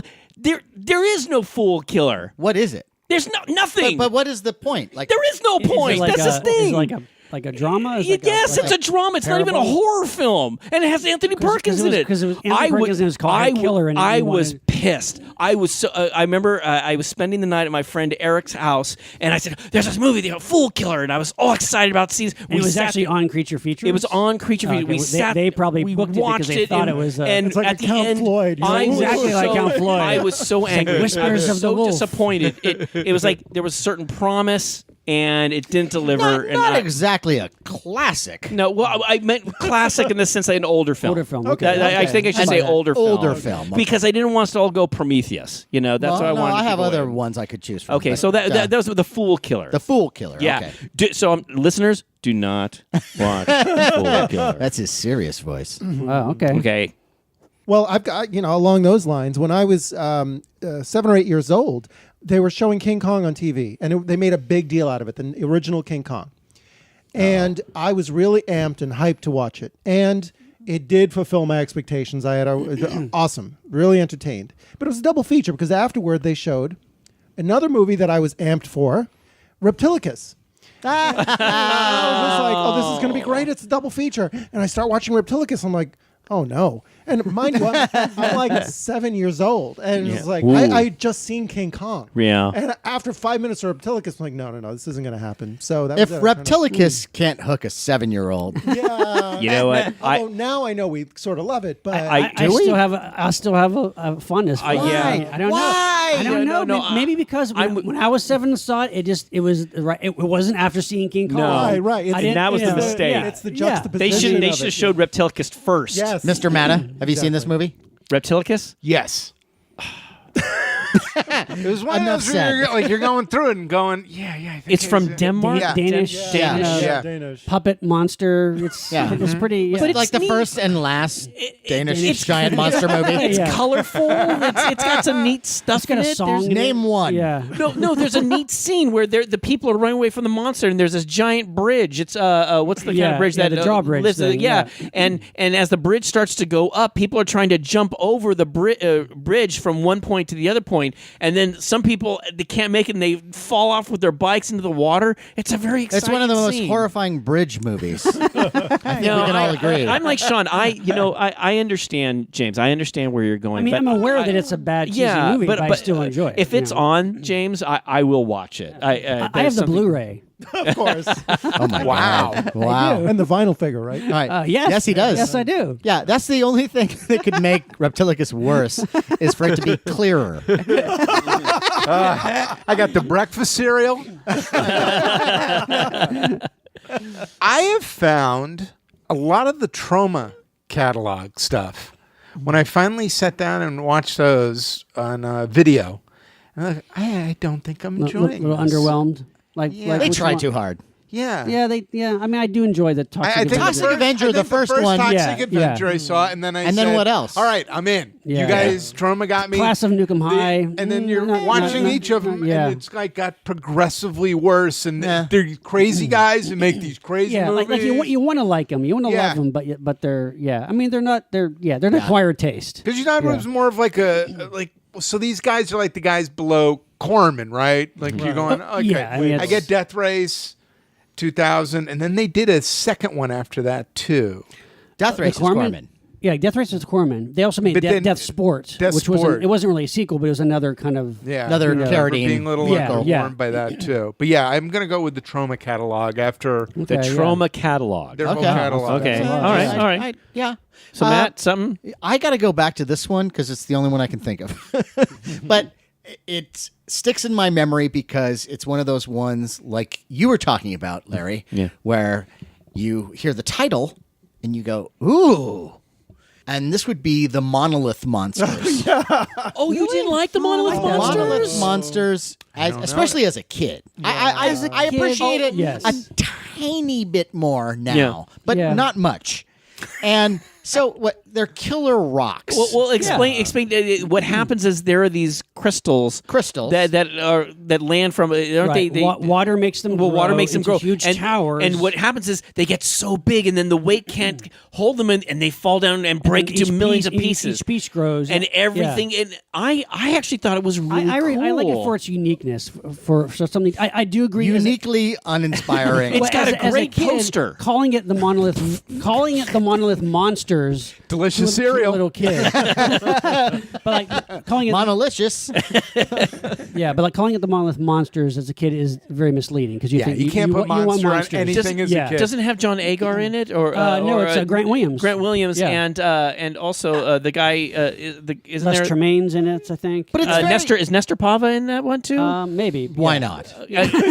Pavia, yeah. So you, I just think it's like to me it's like it's rocks. It's these. it's rocks yeah. and they fall over and it's like it kind of reminds me of Prometheus in the sense of like get out of the way of it, wait for it to fall Well, and then no. sweep it up. Well, yeah, but it was coming towards a town. Yeah, it was It had to getting- evacuate yeah, the yeah. town, I don't and, know. It's just like, oh, look, it's gonna fall on us. No. Maybe if we walked a little faster, we could get out of this danger. Well, I had the same experience because you're watching creature features on the weekend and you're a kid, and a movie like Monster on the Campus comes on. Oh, I love and, that movie. And Monster on the Campus, it has an actual cheesy monster, but I love cheesy it. monster, but Yeah. you're weaned on like Creature from the Black Lagoon and all these Frankenstein sequels, and then Monolith Monsters. That Yeah, sounds cool. there's gonna be a bunch and of then you monsters. see it's like rocks. It's like, yeah. what? It did have people getting petrified Right. and turning to stone. That was kind of scary. Well, okay, Well, and then you brought up Monster on Campus, Yeah. which is a movie that actually had the opposite reaction for me because I heard that title and I was like, Monster on Campus. I was like, Just on the valedictorian, it's going crazy, he has horns, and then it turns out there's giant bugs and it's crazy. the fish. Yeah, That was cool. I love all that Arthur stuff. Franz as a poor man's John Agar. Yeah. It's great. So that one was way better than I ever expected. well, let me tell you, I would much rather watch Monolith Monsters than The Fool Killer any day. Well, so Well, would I, yeah. from what you've described, I think yeah. I agree. I'll give you one that this was a movie that was always on television, it seemed like back in the day. And you hear the title and this is going to be great. This is 1958, directed by Byron Haskin, the same guy who did War of the Worlds. I thought, this is going to be great. Yeah. It's called From the Earth to the Moon. Sean, That's a good one. And it's That's just, a good one. It's a dull, boring, talky movie. It's Yeah. like it's Joseph Cotton Yeah. is this inventor. He invents Yeah. a very powerful explosive, and the military wants to use it, but he wants to use it to go to the moon. George Saunders. George Sanders is in it. He's kind of against the military applications. And again, it's From the Earth to the Moon, based Yeah. on Jules Yeah. Verne's story, Byron Haskin directing. But I got to tell you keep waiting and waiting Yeah. for something fucking to happen, and nothing happens. And Yeah. they take off on a rocket, and the effects are so minimal. Yeah. It's just that they're sitting in a set talking, and it's fucking boring. Okay. It And is. you really It want it is. to be good. It was the kind of movie that always turned up on late night TV. Yeah. And you just like, oh, is this? Because I would Can we get I would to the it moon, mixed- please? Yeah, I would get mixed. Wait, is this Destination Moon? Yeah, Which one's yeah. this? And like, Yeah. it's just You know, it's just boring. I'm It's going to boring. say one thing, Sean, and that is, first of all, I agree with you. I agree with you completely. Okay. Do you know about some of the history behind this? No. As the film was being made, this is when MGM had its big fallout. Oh, It was okay. it was they were just about to go into production. There was a lot more money that was going to be spent on this film, and MGM it had already agreed to make this, but this is when they ran out of the huge studio. At that Okay. time, they had run out of money. They were like, "Oh shoot!" And this was at that moment when we have to start selling stuff off. This film was one of the first films that suffered. Okay. My understanding And it was, shows. and it is. They had already agreed to make the film, but there was all these problems. I mean, if you look, Joseph Kahn was a big Well, it name. was George the Sanders cast, is a big name. George Sanders, Patrick Knowles, Henry Daniel. It's like a good cast. And Byron Haskin was Yeah, but- so yeah. It's like the most boring plane flight. yeah. It's like a play. It's like a stage play It- almost. I And would plus, say. Plus, they stole sound effects from Forbidden Planet. Yeah, they did. which didn't work They at all did. for no. the spaceship. Well, it was MGM. I mean, they. Yeah. Yeah. Again, just to kind of move, especially as a kid, like you just a science fiction That's a good movie. one. Like again, you get First Men in the Moon, Yeah, Destination no, Moon, no. like anything with Moon, but like no, Yeah. this is not the one. Moon Skip- 02? Yeah, anything but skip this. It was a huge disappointment. I totally agree with you. yeah, and it goes on forever. Good one. And no breakfast cereal. right. Moon chips. Nice one, Sean. Yeah, they had delicious chips. John, you want From to pull fruit to the All right. moon. All right, it's so your turn. John is reaching He's back pulling into the from skull. the skull. You know, this is fun. This is kind of neat. yes. I You can You want to like go this. faster? I think it's Want dangerous. to do a faster round? on Okay, this? Oh sure. no, I want it even longer. All right, so John is opening his. Okay, this is me again. Wow. Taking out our beloved US of A. What country does horror best, and what country does sci-fi best? Wow, nice. That's interesting. I Horror love best. this country, so please. Horror best, Horror. sci-fi best. I would say that a lot of this may be apples and oranges when it comes to certain things because, for example, Italian horror I was was gonna about to say the has same thing. a very different flavor than American horror, and so Yes. by just its style makes it more interesting, especially if you've been raised on American horror. But when you look at American horror, when you think about all the great horror films, they are kind of American mostly. Yeah. Psycho, Exorcist. I mean, you know, I mean, Halloween, Dawn of the Dead. Yeah, Night of the Living Dead. Yeah, Night of the Living Dead. And the Universal horror films. It's true, but I would say that there's so much great content from Italy. Like, I mean, Dario Argento. I agree. Fulci, Bava. I mean, there's so much. That's what I'm saying. It's Yeah. almost like apples and oranges. Yeah.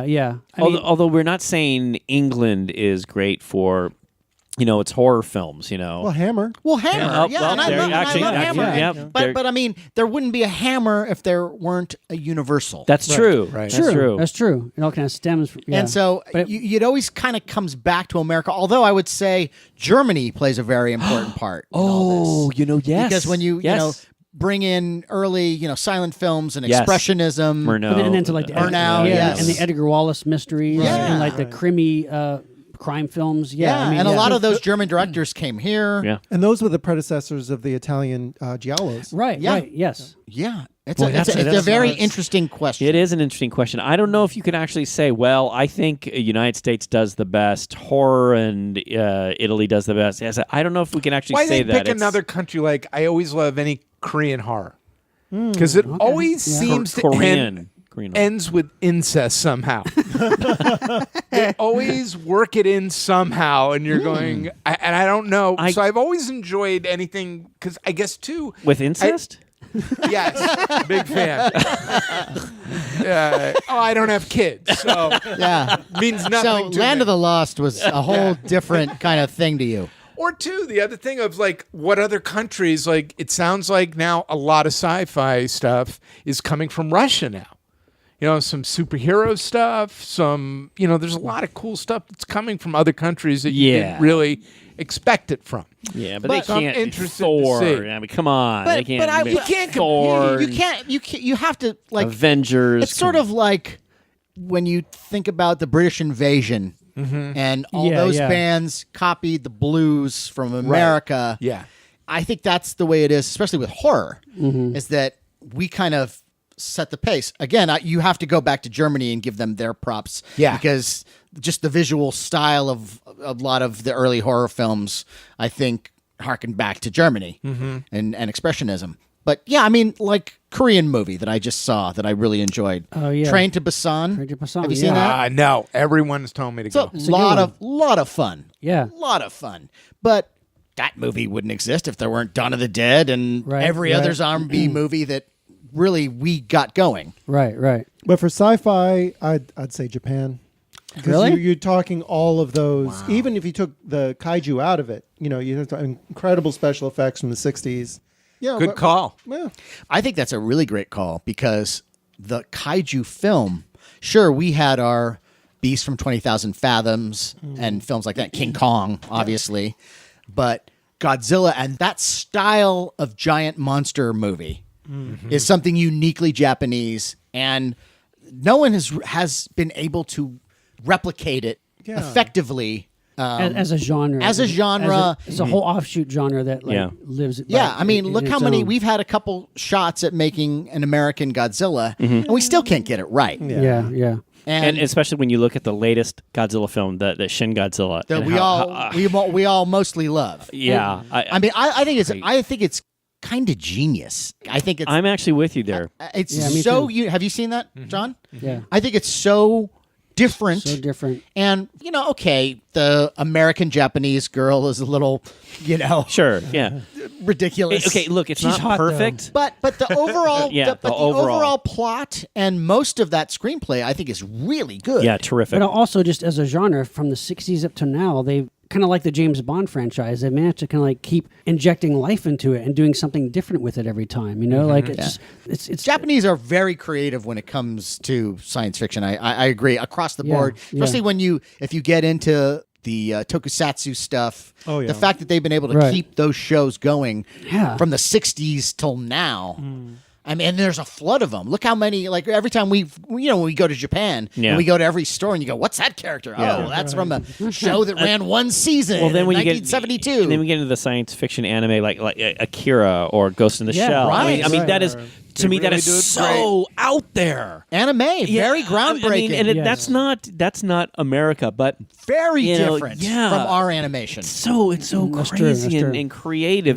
That's a really good question, John. I like it. I like Yeah, it. So far, I think Japan and Germany, and then I don't know if I Italy coming next. Yeah, I don't know if I can answer it. I think like what you said, it's apples and oranges in a way. Yes. Yeah. Yeah. But have you guys jumped into any stuff from India? For as much stuff that comes out of Bollywood, I'm not that well versed in I'm not what either. they I'm do for how much. I've heard some, like, I think I don't know a guy there who goes, here to 3 or 4 you should see. Well, I'd like to get more into the Mexican horror films in it. They're hard to find, but there's black and white vampire Mexican movies. Well, that as are we were talking straight. about Curse of the Doll People, all that output from, I think, the 60s, especially the late 50s, early 60s of Mexican horror film is really interesting because they so emulated Yes. Universal monster movies from Yeah. the 30s and 40s. I mean, With love. Yeah, I mean the Yeah. sets and atmosphere. It really was like watching something from the 40s. It was like Mexican versions of Universal monster movies, and Right. but with their own weird, twisted way to it. So yeah, I really like that whole On this era. subject, we haven't really talked too much about the Spanish Right. Dracula, Yeah, have we? Paul Which- Naschy oh, and that no, whole- I mean the Spanish Dracula. Oh, the yeah. Spanish language Dracula. Oh, no, from the no. 30s, We, right. we talked a bit about it in our vampires episode Yeah. a long time Yeah. ago, but I it's been a watched while. that not long ago, and that is a work of genius. Like it is so much better than the Browning. It is in a It's lot so of ways. cool. Yeah. If people remember, what was cool is at Universal Studios back when they were making the original Dracula with Bela Lugosi. The day crew, Bela Lugosi and his crew, they shot during the day. They did then nights, right? they were done. Okay, that's a wrap. Then the Spanish crew would come in and do it through the evening into the morning. And so they used all the same sets, but the director and the acting, it's their own interpretation. You know? and just for the cinematography alone, they do some wonderful. It's a better shot movie Better looking than movie. the Todd Browning It's, one. it's Yeah. true. Yeah. Well, Carl Freund didn't move the camera very much in No. anything. that he Right. did. And it's funny that you mentioned Spanish stuff, just like the way the Mexican filmmakers were emulating Universal films. Then later in the 60s and 70s, Paul Naschy was doing the same thing. He was he's also basically he would play every Universal classic monster, but in like a much less censored, kind of gory, sexy way. Yeah. But like it was funny because it was still kind of like doing their own version of the Universal monsters, you know, and also the Blind Dead series was also very unique. Yes. Armando de Osorio, 4 films in that series in the 70s, and All of them very unique. entertaining. Yeah, the Templar Knights who come back as these like corpses and they can't see. They go after you by when you scream they hear you. Just really creepy, well made, and pretty original movies. Zombies that ride horses, therefore solving the fast zombie problem. That's true. That's true. They're slow when they're walking, but they're fast when they're on horses. Interesting. Yeah. Interesting. When they start calling cabs or Uber, Uber of the dead. watch out. Oh, that's All right. All right. That was a good one. That's a good one. All right, Is it Matt. okay? Yep. Okay. Yep. Yeah. All right. Hold on Matt now. is sticking I his like to- hand I- in the skull. I like to dig deep. He is digging. Oh, Oh, digging he's deep. really digging deep in that skull. That one, Digging in feel- that skull. that one feels dangerous. All right, he is pulling out. Okay. Here it goes. All right.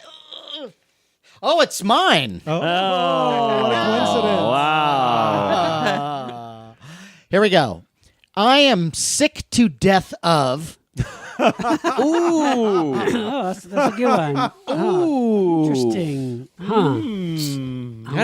That's a good yeah. one. And I'm gonna put it out to you guys first. Gosh. Yeah. Do you have one? I'm I sick. gotta think. I think we might have mentioned this once before, but I'm sick to death of movie trailers where you see the whole movie in the Agreed. trailer. That's a good one. Agreed. And they started this practice like 30 years ago. The one I remember most isn't a horror movie, but it's the Truman Show, the Peter Weir movie. And I'm sitting there. Great science fiction movie. Well, I'm sitting You don't like there- that movie? Truman Show? Yeah. I would have liked it if I hadn't seen the trailer because the entire fucking movie is in that 2-minute trailer. Really? Okay. All right. I Okay. do like that Middle movie and a lot. end. Okay. You know? Yeah. Okay. No, I love Peter Weir, Yeah. but I went to see the movie and it's like, why did I bother? I could have just, there was a Right, right. Now, why do you think that they started doing that?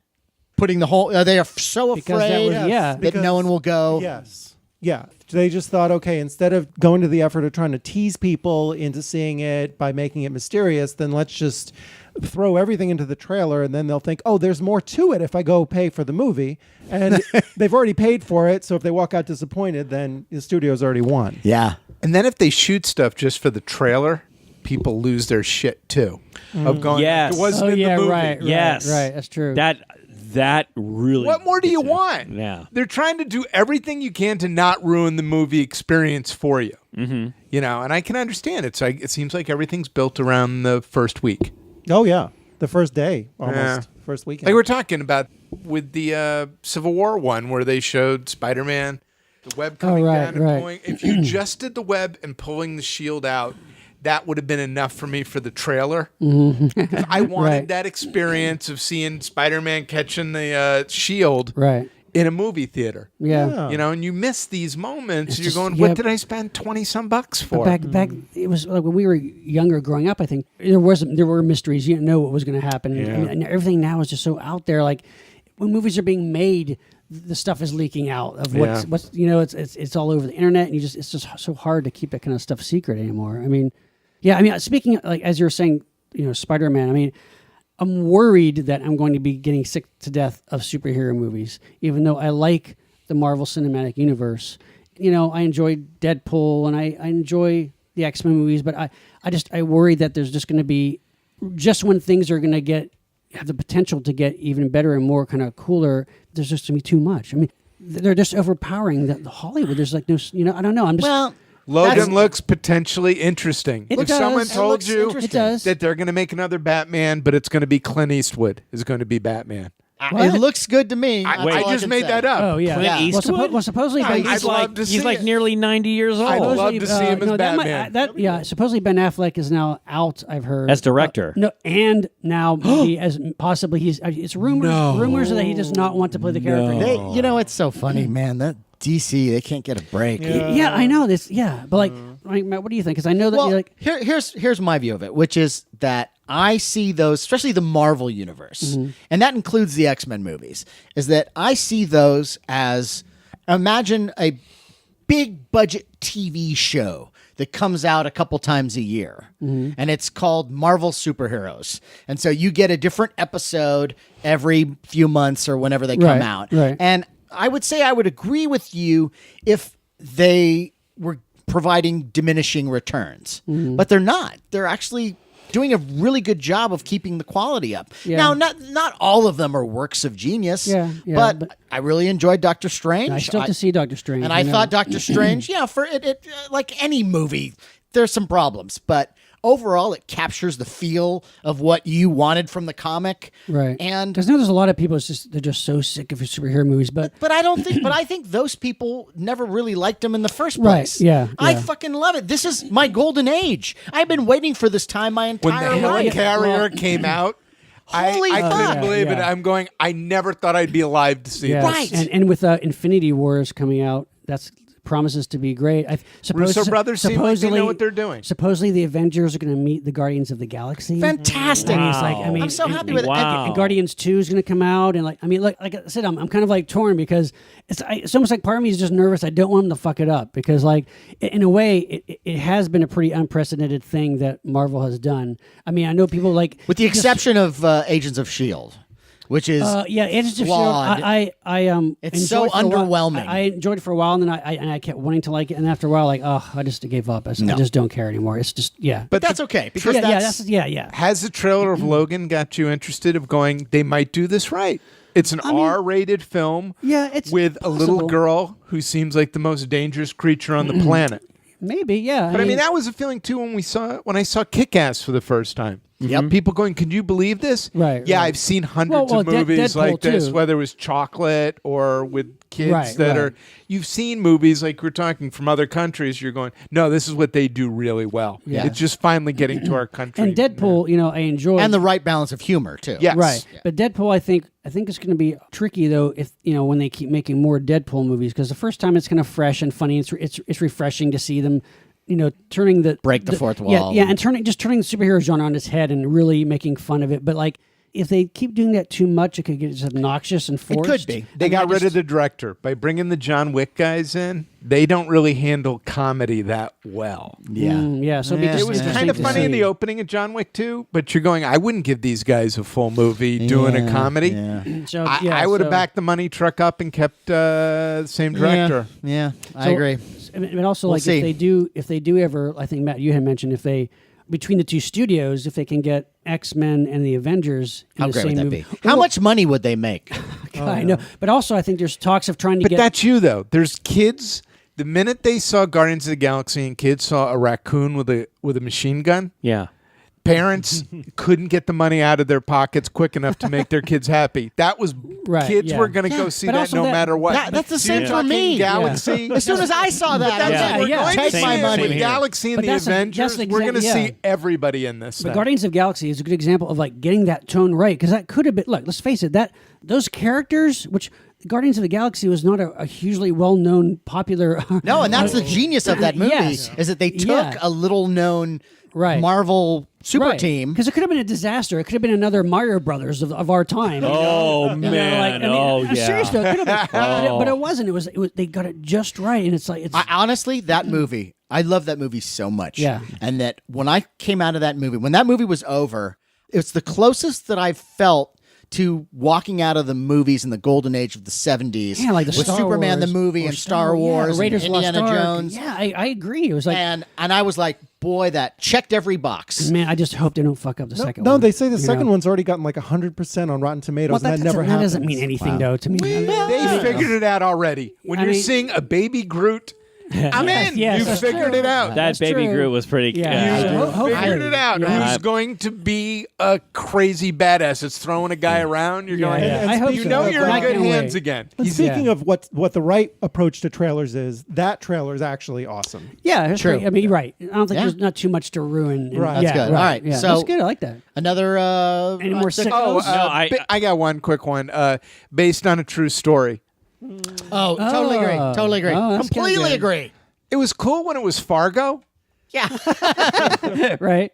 but since then, I don't want to hear this ghost story or Well, this possession. It's all true, or though. This. It's all True story, which means that, yes, this is based on something someone thought of. Right. There's words in this and people. Yeah, right. Yeah. I know, that drives me crazy. I can't Yeah. stand it. All right, something I am sick to death of. Okay, I'm going out on a limb here, but something I'm really sick to death of is when you get a toy and you look on the back and it only shows like 3 or 4 other figures in the set and you go, oh, is that it? No, they don't put all the characters. Like, let's go back to the classic 1978, 79. If you got your classic Star Wars figures, you get your Luke Skywalker, hey, and then you flip over on the back, and there it has 12 figures. There are 12 figures. Or as each film came out, there were 26 figures or 37 figures, or it kept growing. And so I always knew to get the set, this is what you need. Nowadays, they don't do that. Do you have an example? It's well, if something recent If that you look at pissed you off? if you look at the Star Wars figures of today, you go to your Target or Toys R Us, and you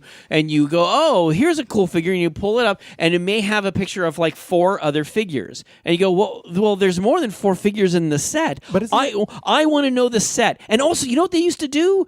Kenner had a little catalog that showed all the pictures of all the other things that you could get, and that's what I want. I want to know. I don't want to be going to the store and I buy I'll buy these 4 figures. Oh wait, this wasn't on the list. That's something else.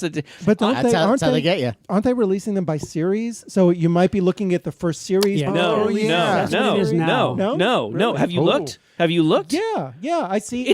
There are Larry, separate put down the knife. There are separate series, James, but it's like for their classic. Oh God, the black label figures. Oh, these are more articulate and okay, great. Well, but you don't know how many other figures that they have based on the back. That I'm sick of. I do not like that. You know what I do, Matt? You know what I do? Is I look at the figure. I buy them and I get very angry. No. You know what I do? What? I put it back. I don't get You it. show them. I did. Wow. I did. Take that. You're not going to get my money, You're listening out pal. there, toy manufacturers. I remember too when the Fantastic Four movie came out. As Matt knows, I collect Ben Grimm's. All right, cool. All I have So is all versions of him. all of them, That's all in cool. one case. That's I good. did not get any Michael Chiklis's. Because it's Michael Chiklis. I don't need the I thought he was shield pretty good, in though, my as, case. but I thought he was a pretty good Ben. Yeah, I thought so too. It's all that figure is what Michael Chiklis will look like in a few years. But when the movie came out, there was nothing for that movie. Really? They didn't make a I was figure. surprised. They didn't make Really? You sure? any. Have you ever? the first Fantastic Four, because then they did the Silver Surfer. No.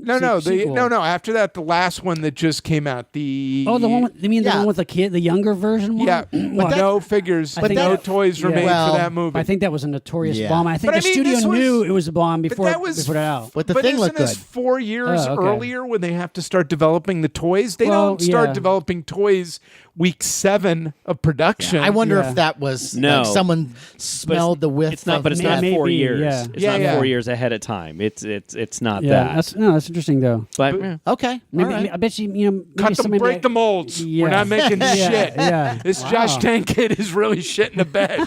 Now it's Wow. garbage. all right. Okay. So we go. All right, yeah. I think it's me. Yeah. You I haven't done one yet. Oh, That's right. You're No, right, yeah. I haven't done my I'm sick of. Oh yeah, that's yeah. right. Which is I've got 2. Well, I've got a couple. First of all, I am sick of every action figure in a different color.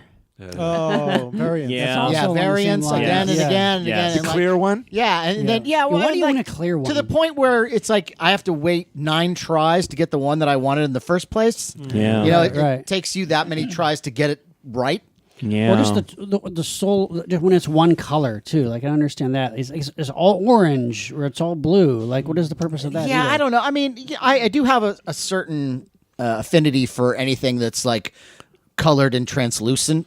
That's Okay. 'cause that's my Or love of glow in the- shiny or glow in objects. the dark you know. is cool. Yeah, Yeah. that kind of thing. But like when it just goes on and on and on and on, and like stop it. Like you're obviously trying to fuck us all. Well, you know, it's funny you should say that because there was one Comic-Con when James and I saw this. Remember the creature figure, and it was green, and then they came out with it's the exact same mold, but now it's black and white. Yeah, the black Then and they white came out with thing a was- glow in the dark, exact same mold, and then and you go, That- oh, you're getting, You're playing you're me. playing me, man. Yeah. You're playing me, and Yeah. and you know what I did? I You put you put it back. I did. You put it back. Wow. Have I crossed? Have I crossed a Our line little there? boy is now a man. I tell you. Wait, did you like the ones too with remember where you get a piece of Galactus? You can Oh, get his yeah. arm. That's another- That's a good one too. That's a good. That's Yeah, because you that's had to annoying get all because the like to set. build Galactus, you've got to get the 3 or 4 figures that no one wants, Yeah. and Right. no one has ever wanted. Yeah. Right. And so why are you doing this to us? And it's funny because there was. Clever marketing there. Yes, trying yes, to, it is. I'm trying to Build a remember figure. the toy company that came out with the Universal. They had the is it Jax, Jakks? I forget. They got the license to the Universal monsters. So Frankenstein, Dracula, Wolfman, Mummy, Creature from the Black Lagoon, and in each package had a different piece to make a larger Frankenstein. Yeah, yeah. You know. Oh, the little guy. Yeah. And that's, And this that is- was the dumbest thing ever. Yeah, I agree with you.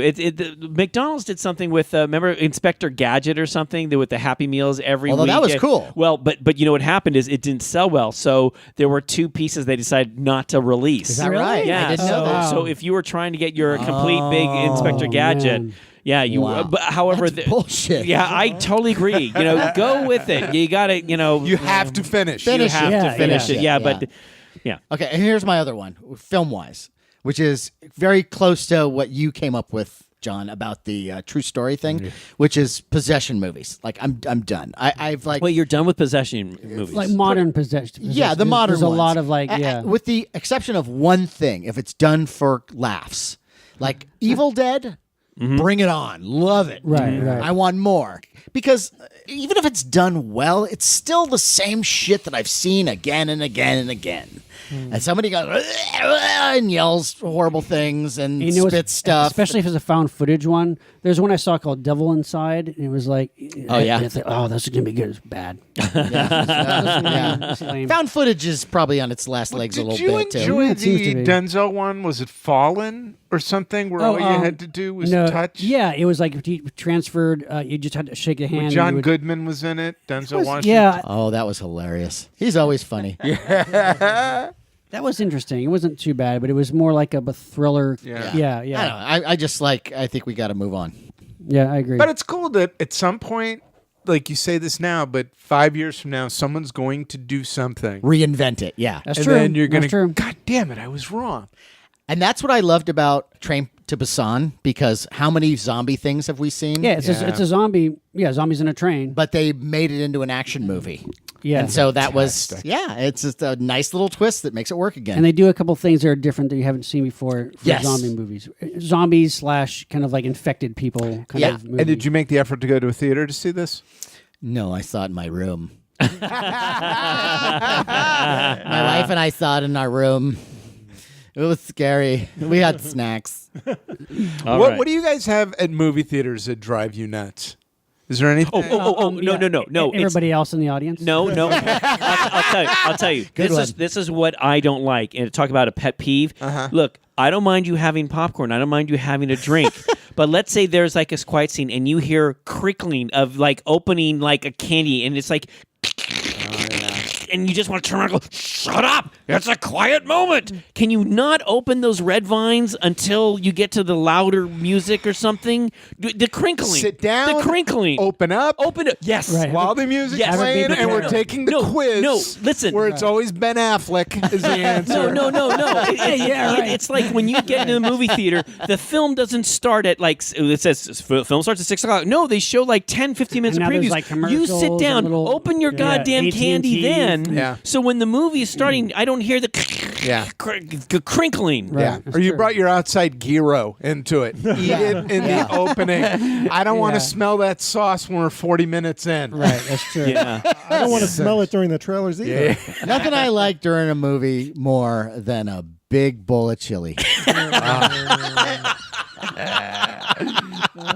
Los Angeles, too, this is the only place I've been where people bring their babies to Yeah, R-rated it's- movies. Yeah, Don't yeah, bring your it's- baby. At a period. 10 o'clock Yeah. movie. Yeah, Look, I know. I don't want to say anything about like serial killer types or anything like that, but if you have a baby, can't you just keep it in a cellar till it's 18 Yeah. and then let it Well, loose on the world? I understand too. You know, having a babysitter, it's expensive, and you and your wife want to get out. If you guys do that, no. My suggestion is go to the matinee on Saturday or The Sunday. Mommy and Me. Yeah, Right, no, right. it's like, because typically, it's like, Matt and his wife, they're not going to go to that matinee. They're going to go to an evening thing. Try good to be point. considerate for the other people. I that. get it.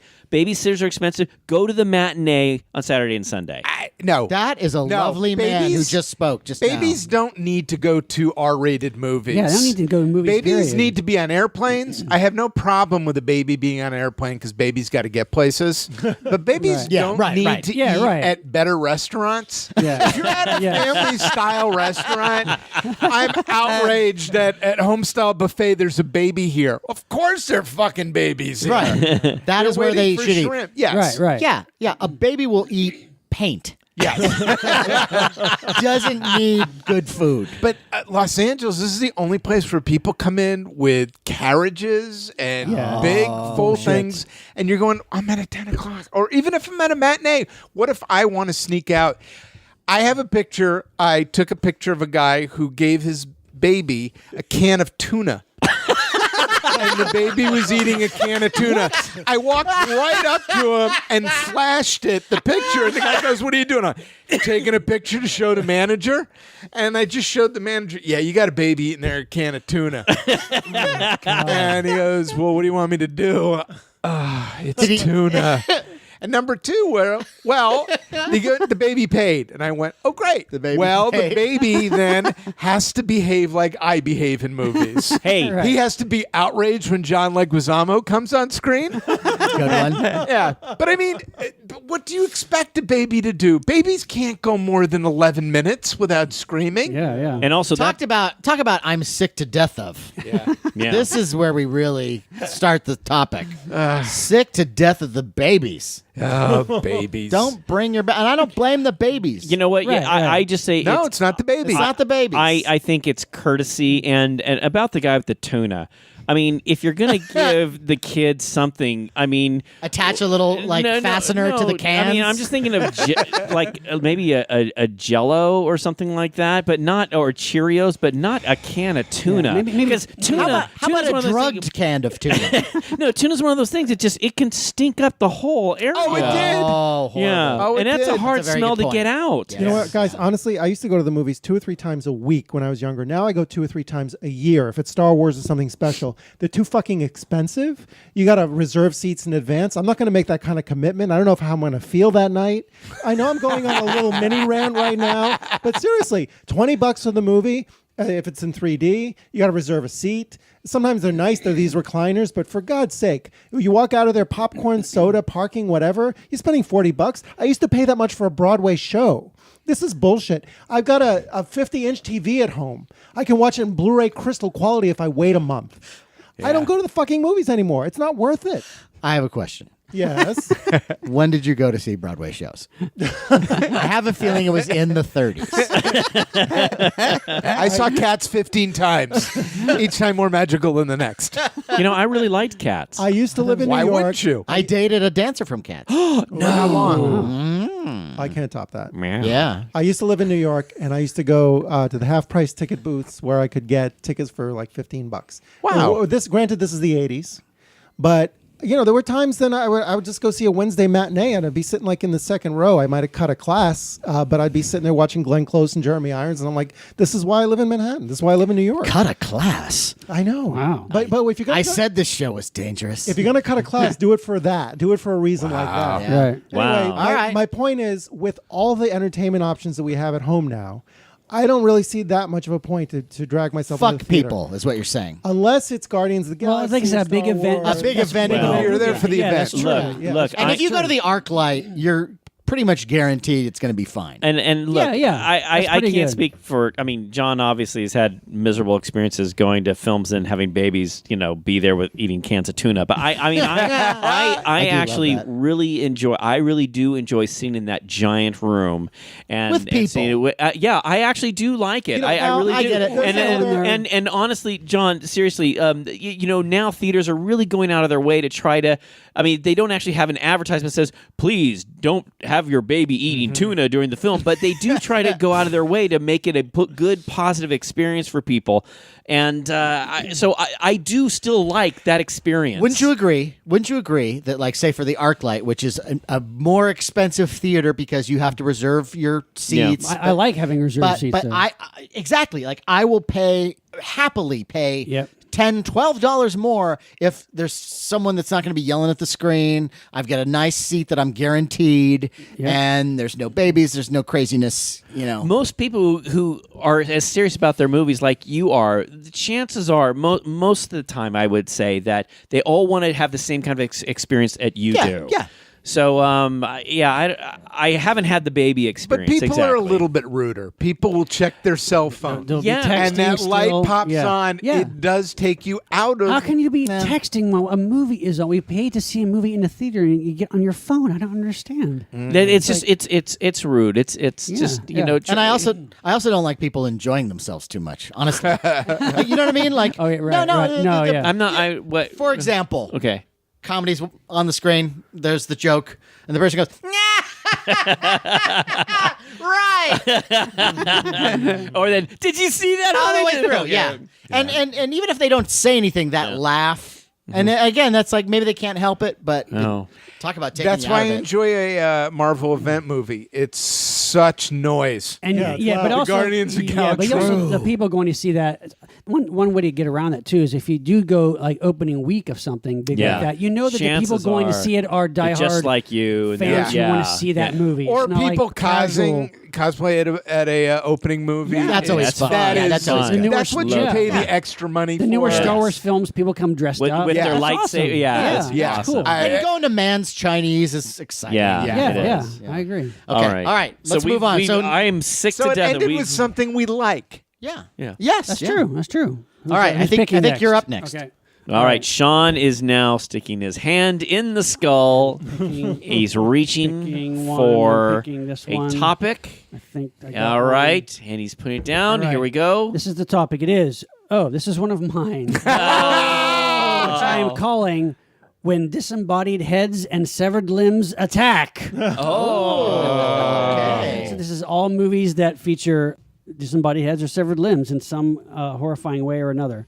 Boy, there's a lot of good stuff to choose Yeah, from. there is. And of course, Wow. now we just had the wonderful Jeffrey Combs Legendary on, Jeffrey Combs, one of our episodes. Reanimator, one Yeah. of the greatest disembodied head Heads ever, scenes yeah. in any movie. And he was such a great guest. Yeah. What, Oh, what a what delight. wonderful A show. delight. And that really was a unique way of dealing with a severed head Yes, in that yes. movie. Yeah. But yeah, I love the kind of the old classic kind of cheesy movies. Like, of course, we talked about this movie before, The Brain That Wouldn't Die. Yes. Which is the mad scientist who, like, he gets in a car accident where he's with his fiance, and somehow she gets decapitated when they wreck the car, but he takes her head and puts it in a pan and keeps her alive. And needless to say, she's angry. but of course, being the great guy that he is, he's like, "Oh, I'm going to go find some woman who has a really hot body and put her on this men. on my wife's head."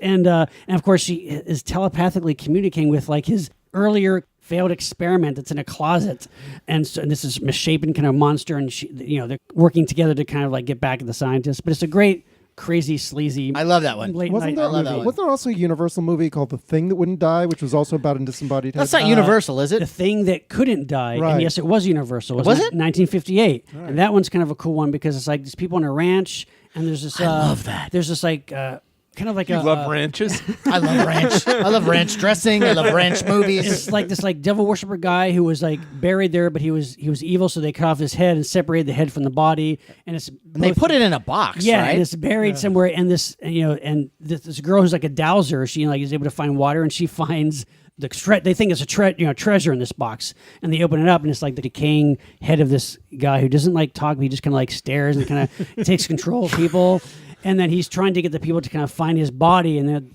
put the head back onto the body. It's a really I do fun love movie. that It's one. a fun one. I yeah. really do love that one. And there's of course the Frozen Dead, which is like Dana Andrews, making Making Nazis. but he's also got a head, just like in the Brain That Wouldn't Die. Yeah, and their arms Yeah, that they're it's keeping good. alive. And So that's a good one. Of course, they saved Hitler's brain. Of course. Which is why wouldn't you? Yeah, right. Just as a collector's piece. I couldn't help noticing you saved Hitler's brain. Yeah. But all the killer. Remember when that used to be next to the Bonnie and Clyde car when you went to the carnival? Yeah. It was like $1 something. Let's take a look. And there's also lots of great, killer hand movies, of course. The Beast with Five Fingers with Peter Lorre. Yeah, that's a really cool That's one. a good one. The Yeah. segment from Dr. Terror's House of Horrors. Yes. Which is Oh. Christopher Lee. And Michael Gow is like an artist, and he runs over Michael Gow's hand or something, right? And it's severed, and he keeps the hands. Michael Goff? Michael Goff. Yeah. Yeah. Goff. Michael Goff.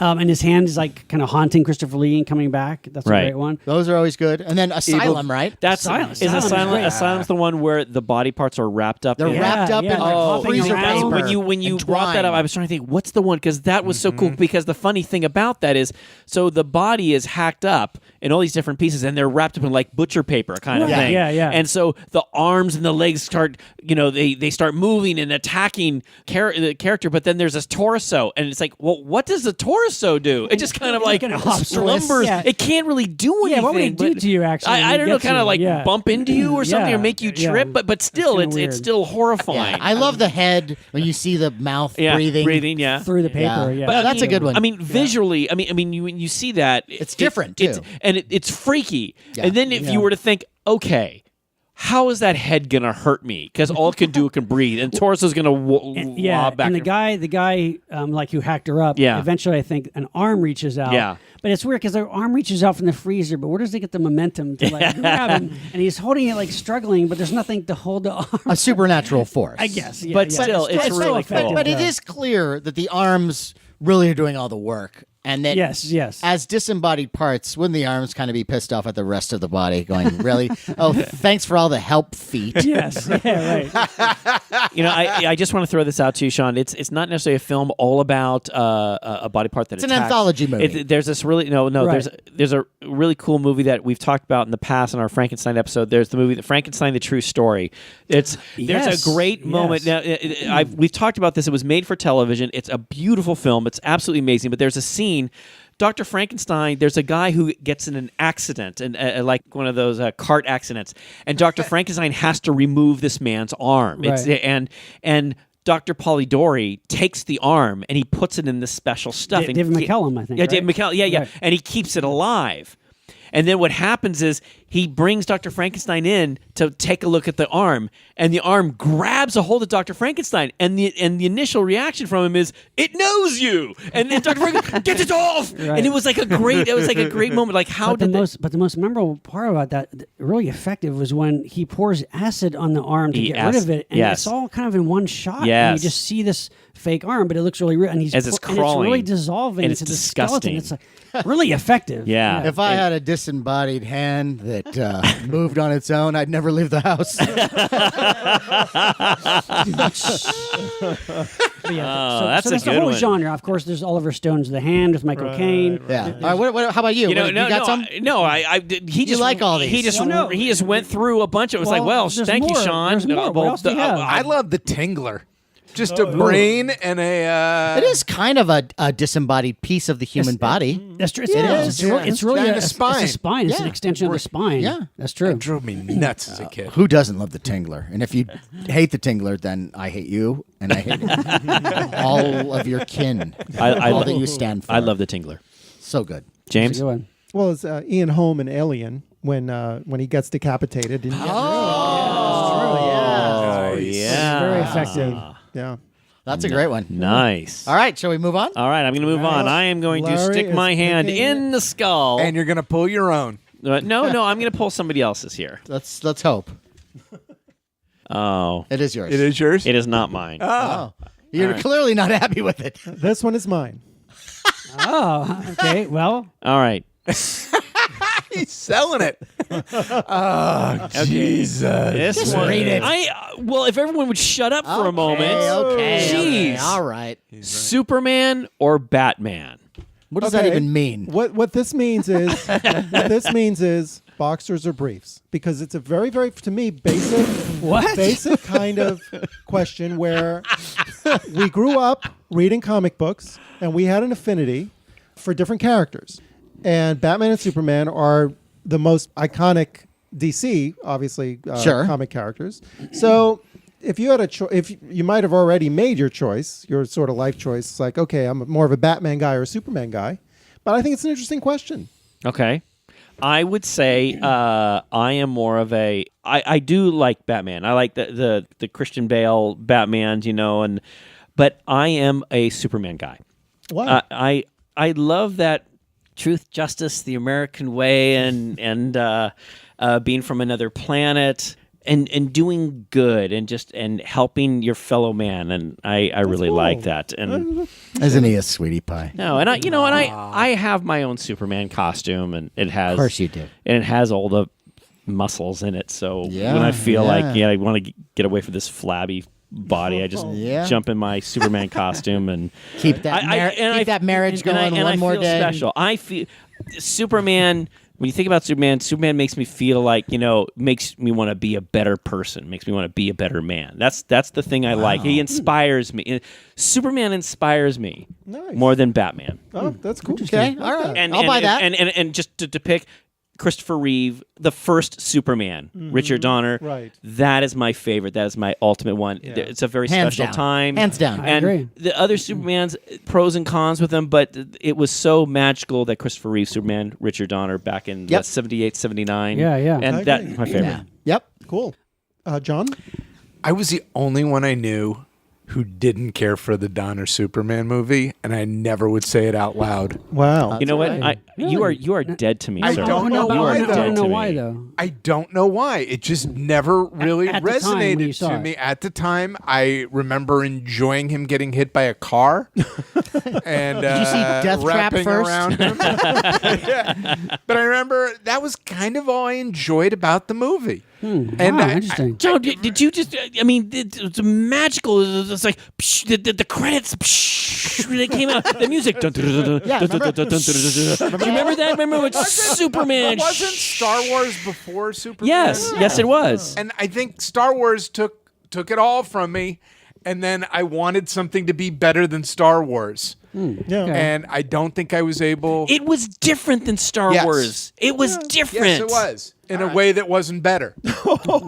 It's interesting though. I mean, So are you a Batman guy then? If you had to go with one or the other? Yeah, but I think Batman is only good because of the villains. So you like the George Clooney Batman version? With, I actually got to see Joel Schumacher at a. I was with my wife and I believe Ken Daly, and I saw Joel Schumacher talking to Tim Allen of all people. And Tim Allen, I just knew him from Messina Baker a little bit. And I opened the door up and started yelling at him for destroying part of my childhood. And I was relentless. And I got pushed back by Tim Allen. wow. Wow. Tim Allen pushed you back. A little bit. I got into it with Joel Schumacher about Lost Boys Whoa. on a radio show. Really? Because I got. Wow. I'm not a fan of that movie at all. At all, Matt? No, At I think all? it's stupid. Wow. You didn't think the I think vampires it- look kind of cool, or I mean, great, fine, whatever. I give the costume designer. I'd be interested to watch it now to see what I think Yeah, I about haven't seen it in a long It's- time. it's- I don't think I've seen it since I was a kid. Yeah. Right, It's right. not good. Right. But Okay. and they get all the vampire stuff wrong. If you're going to follow the vampire lore, then it should be consistent. But at the end of that movie, there's a vampire that is killed by being impaled with antlers. And that's not a wooden stake. And that was only one of many problems that I had with it. But I remember bringing that up to him on this radio show. And he said, "Oh, it's just a movie." And I was like, I think that's what he thought about Batman too. Yeah. You know, there may be I mean, some I tr- think, I- I think growing up, I had more affinity to Batman because as a kid, I liked the Batman '60s show. Of Adam West. And I liked it much more than the Superman George Reeves show. That show never really No, did that anything was for me. dull. But even as comics, I read Marvel much more than DC, but if Yeah. I did ever dabble in DC, Batman was the comic I would Yeah, look me at. too. More, it was more interesting to me. Though I do later on, I do love the Christopher Reeve Superman a lot. I do think it's the best Superman movie still. And the Batman movie, they still haven't gotten a Batman movie right, to be but honest. the- Let's I don't face The it. Christian I Bale don't agree. ones, you don't. I don't agree. Which I one don't do you agree. I think? love the Christian Bale Yeah, movies. me No, too. I think Well, I think they're okay. the second- But they're not I perfect. though. especially love, and I know you don't like this one, James, but I love the first one. Yeah, me too. Batman like it. Begins, I think, is That one great. begins. Yeah. I would say that's the best of them. And I really enjoyed it. I love Christian Bale. I liked all the villains. I thought it was captured the tone of Batman the best. And the third one is horrible. Yes. Yes, thank Second you. one I love. is Third bad. one is horrible. It is. But the second one is fun because of, as you were saying, it's the Heath villains. Ledger's Right. fantastic. Heath Ledger. Ledger Heath as the Ledger, Joker is really what makes that movie. That movie isn't really written that well. But I said Batman Begins, I can watch that anytime. I really think it's good. But the Superman thing, the reason maybe I didn't like it, and you just said it, is I was such a Marvel guy that maybe I just wasn't open to it at all. Because I just sold my comic book collection. I didn't have a lot of DC. Yeah, I was like neither looking did I. at when I started getting into DC. I think I was probably just so angry that they weren't making any Marvel movies at the time. right. The closest you got was Incredible Hulk. Right, they tried. It was a short-lived Spider-Man That series. Thor showed up for no reason with a hammer that I was could in- have made that in was my in the later home. TV movies. Yeah, Yeah. right. So maybe I don't think I ever gave Superman a chance. I Right. bet you I'd go back to it. Are you still as delighted by it? Yes. When you watch it today? Oh yes. I do love it. And you know I what? love it every time. I'm going to give it another the try. funny thing is I when- could very well be wrong. When you look at that film too, they had big name actors in throughout the. I mean, the whole film is littered with big name actors. I mean, they took it seriously. It was just fun and colorful and bright and just And still- engaging and And wouldn't you agree the difference between the first Superman movie and the second Superman movie? Superman 2 is like if Superman weren't handled as well, Yeah. was treated a little more silly. Right. Yes. And that's what you get with 2. 1 finds the sweet spot. Yes, the sweet spot. Right. And part of the reason, my understanding is, Richard Donner. Originally, they were going to try to make 2 films at the same time.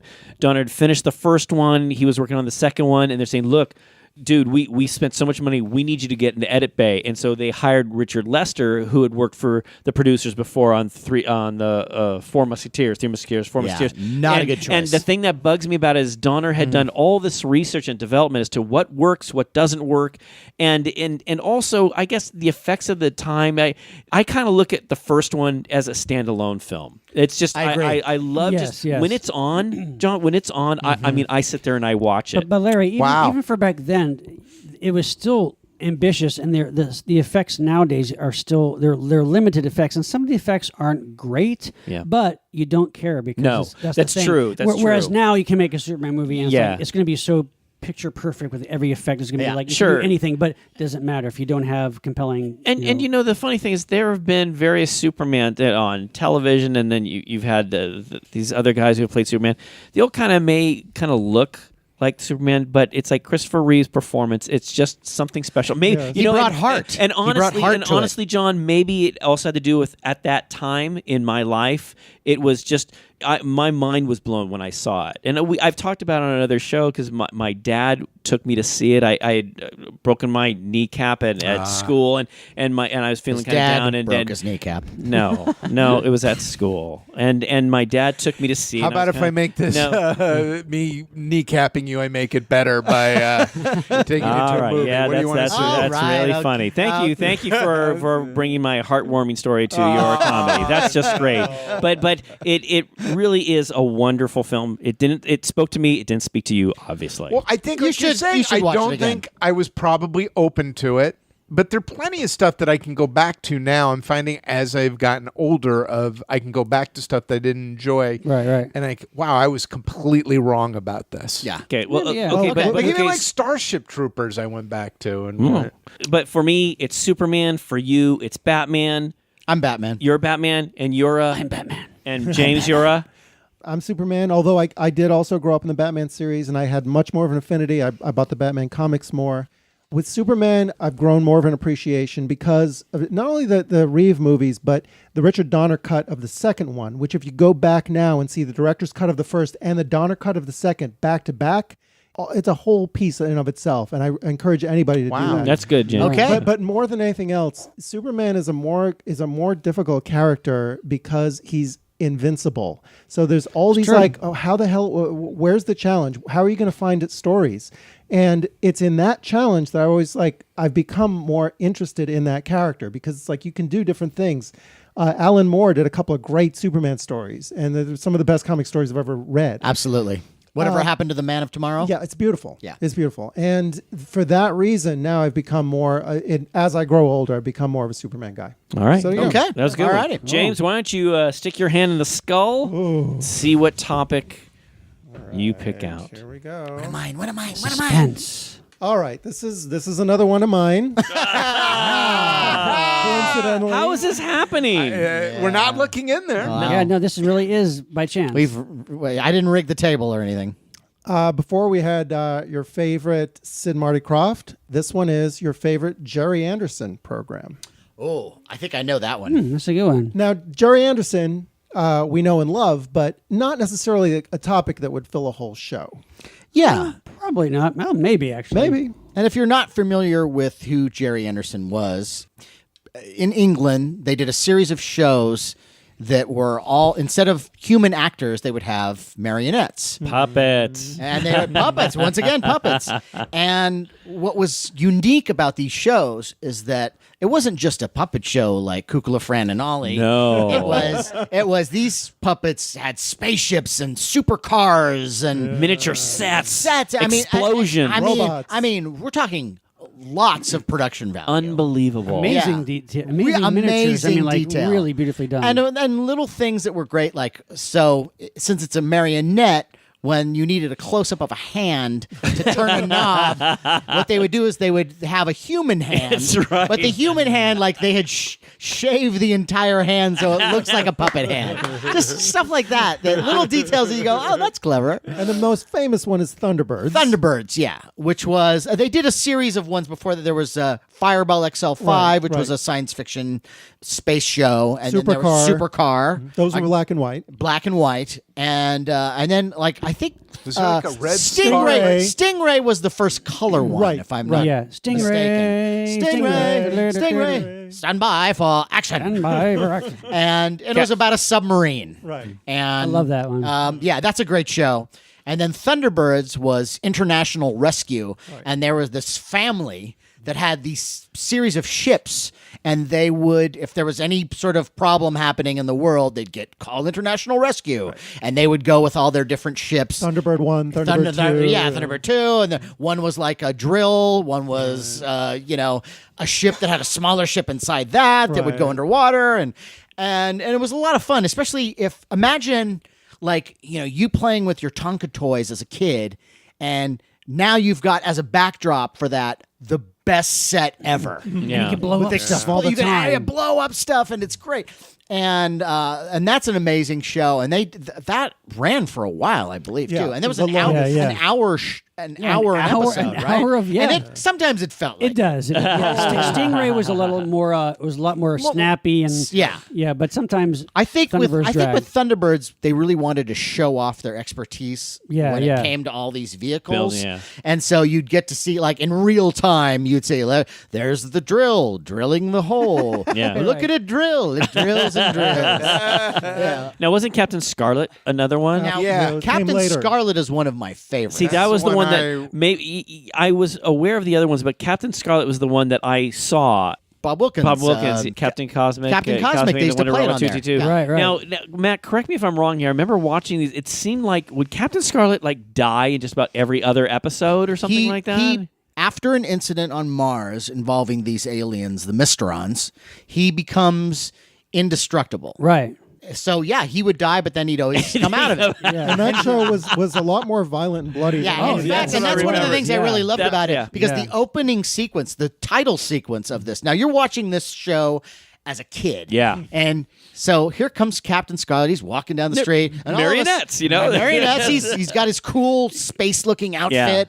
And all of a sudden, there's a guy. You see, like, the gun come into the camera and shoot him. Yeah. And, like, nothing happens to Captain Scarlet. And he takes his gun out and fires it, and you hear somebody go, The kids show. and that's the opening credits. Yeah, Captain Scarlet. Yeah, and he was great, and there was similar to Thunderbirds in the sense that everybody had there were all these like color coded uniforms, and they had their different vehicles. And the women flew in the plane. The Angels. The Angels. They flew in these cool jet plane. Yeah, it was awesome. The entire Air Force was Hot chicks. piloted by women. Who doesn't want hot women? Who doesn't want to live in that universe? I know, really. I gotta tell you though, like for all the Superman Nation shows, though, my favorite show by Jerry Anderson was UFO. And that's I would say that's like probably tie with Captain Scarlet. Because UFO, I believe, was his first full actor. It was not puppets; it was actors. And just, Very similar to Captain Scarlet. Yes, and the premise was it was like basically there was like kind of like a secret war between Earth and this race of aliens, and they were always trying to abduct humans and take over the planet. And there was this organization called Shadow, which stood for Supreme Headquarters Alien Defense Organization. But you knew that. And it was like it was a secret headquarters underneath a film studio, and it was run by this super cool dude, Commander Straker, played by Ed Bishop, and he had Paul Foster, Michael Billington, and it was Super 60s mod. Super 60s mod. Really hot chicks on the moon who wear these purple wigs, and there's a moon base. That's like the first line of defense. You know, they have interceptors ships that will fly and try to get the UFOs. If they don't stop them, then there's Skydiver, which is this submarine that just traverses the planet, and the Skydiver separates, and the jet front part of it kind of comes off and flies and shoots at the UFOs. They have mobiles, which are these little tanks. It was like just every cool vehicle. It's almost like they distilled everything from every previous Jerry Anderson show into one show. But this show, unlike the Superman Nation show, sometimes this show got really dark, very and dark, weird and surreal, and like it was a strange show. And the thing is that I believe, from what I remember, was that the intention was to do. There was only one season of UFO, and I think the idea was to do a second season of UFO completely on the moon. And for whatever reason, that was scrapped, and then that later became Space 1999. And I enjoy Space 1999, but it's a different kind of show, and I kind of wish it was a second season of UFO, because I just love those characters. And UFO was kind of like, it was like a cold show. It was like, it was a very strange show, but I really enjoy it. It was creepy. The aliens are always very mysterious. They were kind of like Asian. They were humanoid Asians. And they were just like, the idea was that they were taking body parts, I think, they were kind of harvesting organs and stuff from the human race that's what you kind of find out as you went along the series. And they just always tried weird different ways to fuck with Shadow and stuff. And just a really cool show, and just hard show to do now. I've never seen this. It's a really good show. I've heard of it. I'm really blowing it. I had to write it down. I got to see it. Yeah, it's really good. This was like mid-70s, 70 to 73. It may have been a couple seasons, but I know that like I said, the final season was going to be, it became Space 1999. Which is, you could tell there was a little bit of a problem making the jump from marionettes to humans. Yeah. Because with those live action Jerry Anderson shows, they all felt cold. Yeah, they did. Like, A little stilted, he wasn't really that good dealing with people. Can you walk with your knees going higher down the hallway? Yeah. But even like Straker, the Martin character- Landau, your feet keep hitting the ground when you walk. but even like the character of Straker in UFO was kind of cold-hearted, hard guy that was hard It to works get to the best know. in UFO. Yeah. In fact, I think when they tried to kind of make the characters more personable and warm in Space 1999, sometimes it didn't work. Well, they would try to force those yes. humor moments that were natural in Star Trek. Yeah. Right. And Didn't really work. Yeah. Yeah. Does anybody remember the Dire Straits video that was a takeoff on the Super Mario Nation? I think it was. No. I think it was the Walk. You lost me at Dire Straits. Oh. No, I want to know. I think it was Walk of Life. They did a second video for Walk of Life. The first one was like sports bloopers, but then they did a second one that was Super Mario Nation homage. I thought it was brilliant. It was Wow. awesome. Wow. Well, of course. I'm so happy they needed a second video for that song. Well, of course, for an homage to Super Mario Nation. Super Thundersting car. Oh yes. Cooking more. Yes. Yeah, Peter Cook and Dudley Moore. Yeah. Which is They hilarious. did, which is, if you've never seen this thing and you're a fan of this kind of stuff, Find it on YouTube. It's great. What is it again, Matt? It's called Super Thunder Sting Car. And it's like a skit. And It's a it's, skit and from it's the Dudley, show. Peter Cook and Dudley Moore, and they're playing the marionettes. No. And it's great. great. Oh, And my it is God. great. And they do the stilted dialogue. Uh-huh. And like something happens. And Dudley Moore goes, "This is terrible." Yeah, that's awesome. Yeah, that's a great one. No, good subject. yeah. No, I like I it. tell this little story. I was visiting someone in London in the mid '90s, and Toys R Us had just come out. They were re-releasing all this Jerry Anderson stuff, and I must have spent like $500. It was everything: Thunderbirds, Captain Scarlet, Stingray. It was all coming out at once. They did a lot of merchandising for those shows. I still have a lot of that yeah, stuff. and they're really popular in Japan. I think Yes. all the Jerry Yeah. Anderson, all the Jerry Anderson shows Yeah. are huge in Japan. Yes. They actually released little candy toys that were UFO figures, and they're like the best figures. Yes, from they are. UFO. I have a lot of those. Yeah. Oh man, I get And they those. keep releasing Thunderbird stuff. And yeah, yeah, that's It's cool. awesome. All right. So should we do a lightning round? I mean, the thing that I've learned is this has been so fun, but we're gonna have to do this another time. I think it worked well. It actually, This is a yeah. I mean, as recurring, far as risky, I mean, Yeah. a lot of these things, it's true. They may not be able to take up a whole show, Yeah. but it's been fun But just to overall, dabble yeah. in just a little bit. But Sean Sheridan's brainchild. all right, well, great job. Give him a round of applause. Yay! Thank you. But man, I'm with you. Mate, can we just do one more with everybody? Let's do a quick do one. a quick Yeah. one. Pull that Yeah, just out, pull something, and then we'll we'll just just, try like, and do a riff a really little quick bit. one last Yeah. one. Okay, here we go. Ready? Yep. So John's sticking his hand in. He's going to go course, it's fast. gonna Come be on, fast, mine. fast. Come on. Ah! What is it? New independent horror. Is it any of it good ever? Oh. Yes. Okay. Good. Yeah, good. All right. all right. Is that how we're doing it? Okay. Yeah. All right. Okay. We can Well, there's more to elaborate a add. little Go bit. ahead. Easy. All right. Okay. What is your favorite sci-fi horror toy that is mint in box? I wonder whose that is. I wonder. Well, you know, I do have one. Oh, okay. And If you Larry, don't have one, then you say No, I okay, want to hear what okay. his is. This is, I think this may be the only toys I have still mint in package. Okay. And for some reason, I just decided, they kind of look cool in their package.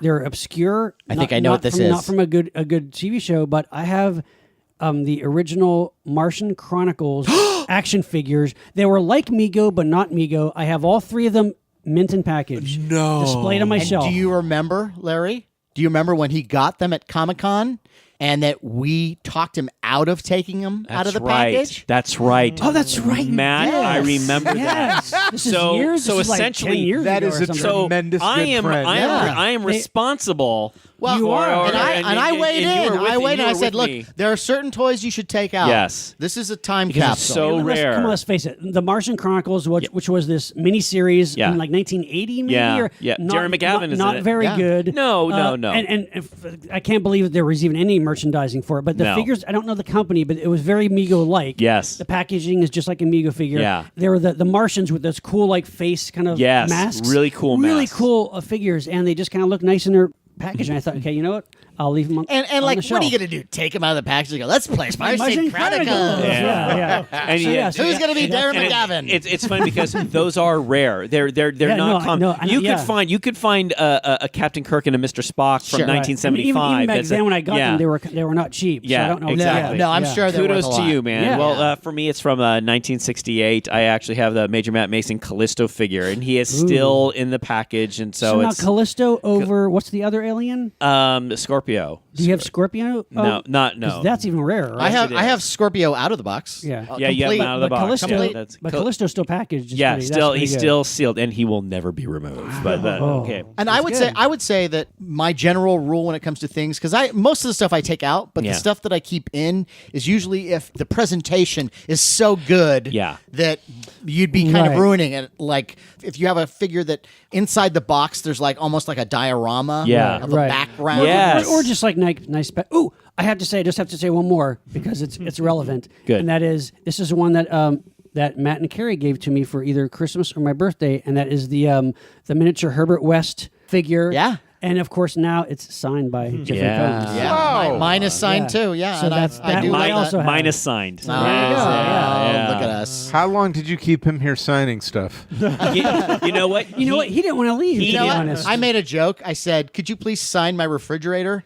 and he actually walked over to the refrigerator. I was looking at it. No, seriously, we had such a good time He was with him. great. We Fantastic had show. we So had a good. blast. He enjoyed himself so much. Like I had mentioned this when we finished the show. He hung around. We talked about a bunch of other things. We hung out by the front door. I was trying to be nice. I said, okay, let me take you back. And he started to talk about the William Shatner. We did experiences. Julian Shatner. It was hilarious. He was great. such a wonderful guest. So he good. had a great time. You We had a should have had wonderful the tape time. still rolling. Well, I know. you know, Yeah. That's he was. Okay. he We was asked him to terrific. sign some posters, and then I think Sean had a DVD or Blu-ray box of Reanimator. He just signed it. He Yeah. didn't, Nice. We didn't Yeah. ask him to. he was a just signed wonderful, it. lovely man. Nothing wrong wonderful with a guy guest. being everything you want him to be. Yeah. Yeah, totally. James, do you have anything that's Yeah, I'm racking my brain. I don't think I have anything. that's mint and box? It's You mint do- and Really? box. Of Well, everything? see, the funny thing is when James and I have gone to Comic-Con, he is notorious. When he would buy something, right after he gets it, That is he a great story.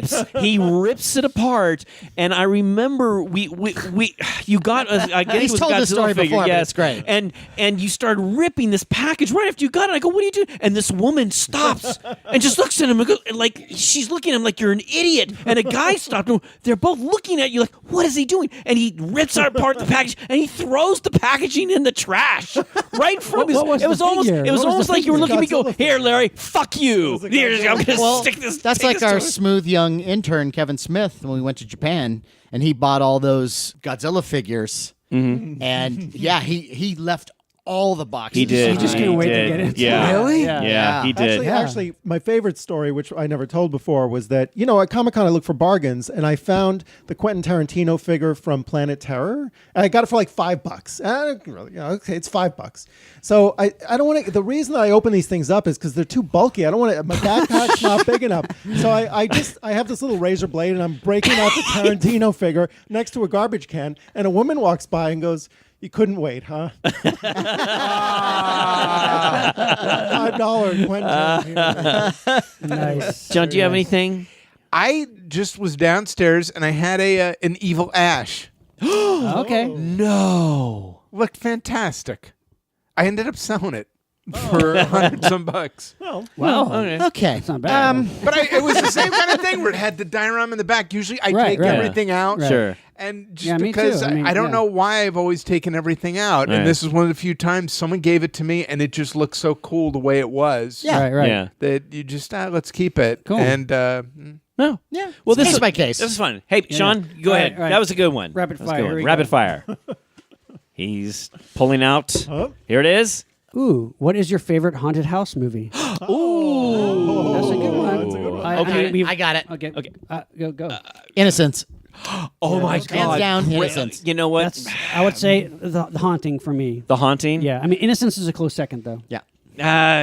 Legend of Hell House. Great. I Great. mean, not to, I love the ones that No. you just mentioned. Legend of Hell House is another really Love cool it. one. Fun Love one. it. I Interiors? I thought I'd bring it back. I've got problems with this movie, but I got to say The Shining. I love The Shining. The Shining's great. Okay, all right. I love The Shining. I've always had a soft spot for it because I had a neighbor who worked at a radio station. He brought back paint chips from the Amityville Horror Red Room. Oh. Wow. Wait, that's he has cool. red chips from the Yeah, Red Room? I have it at home. Oh, wow. somewhere. No. Yeah. Wow. Nice. Okay. Wow. It was the first time. The weird thing was, it was a brown envelope, and at that point in my life, I thought, "Is my neighbor giving me weed?" And I looked in it, and it was paint chips, and he had it in plastic. I guess the people there were giving them to radio guys. Yeah. Who would show up and Okay. do stories. So it was just 3 little things. Don't And- smack the paint chips, man. And then the other weird thing was my brother immediately went nuts on my mom saying, "I won't sleep in this house if there's paint chips from the Amityville Are you serious? Red Room here." Wow. Because my parents were dumb. They were lovely people who took us to go see The Exorcist. This kid, That is and cool. I still remember my brother sleeping with, and I did this, a crucifix under his pillow. He was so afraid. So he was Wow. petrified of anything that might have any kind of demon possession Yeah. stuff in it. Okay. So my mom just said, just hide it. based on a true Sherwin-Williams paint. But I agree with Matt. That's still my favorite. All right. right, That's great. good. Yeah, Okay, here we go. Okay, I'm going to... Rapid fire. Rapid fire. Okay, here's the... I'm just in, and here we go. And it's cornerstones, movie posters, Oh. vinyl statues. My thing was cornerstone of building a collection.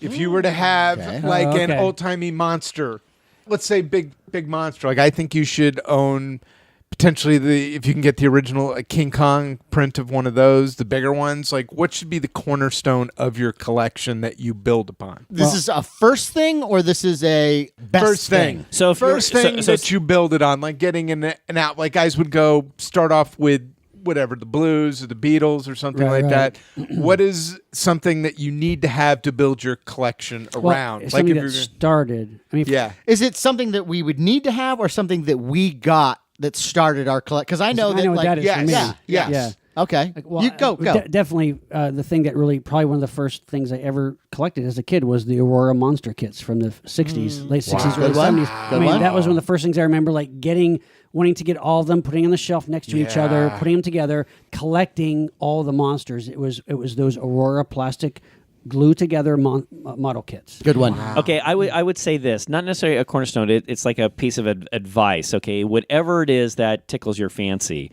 My suggestion is if you get one or two, or keep one that's mint in box. Just and it's like not necessarily. Look, I'm not saying go. Okay, you're gonna get two of everything. You hear that, 7-year-olds? No.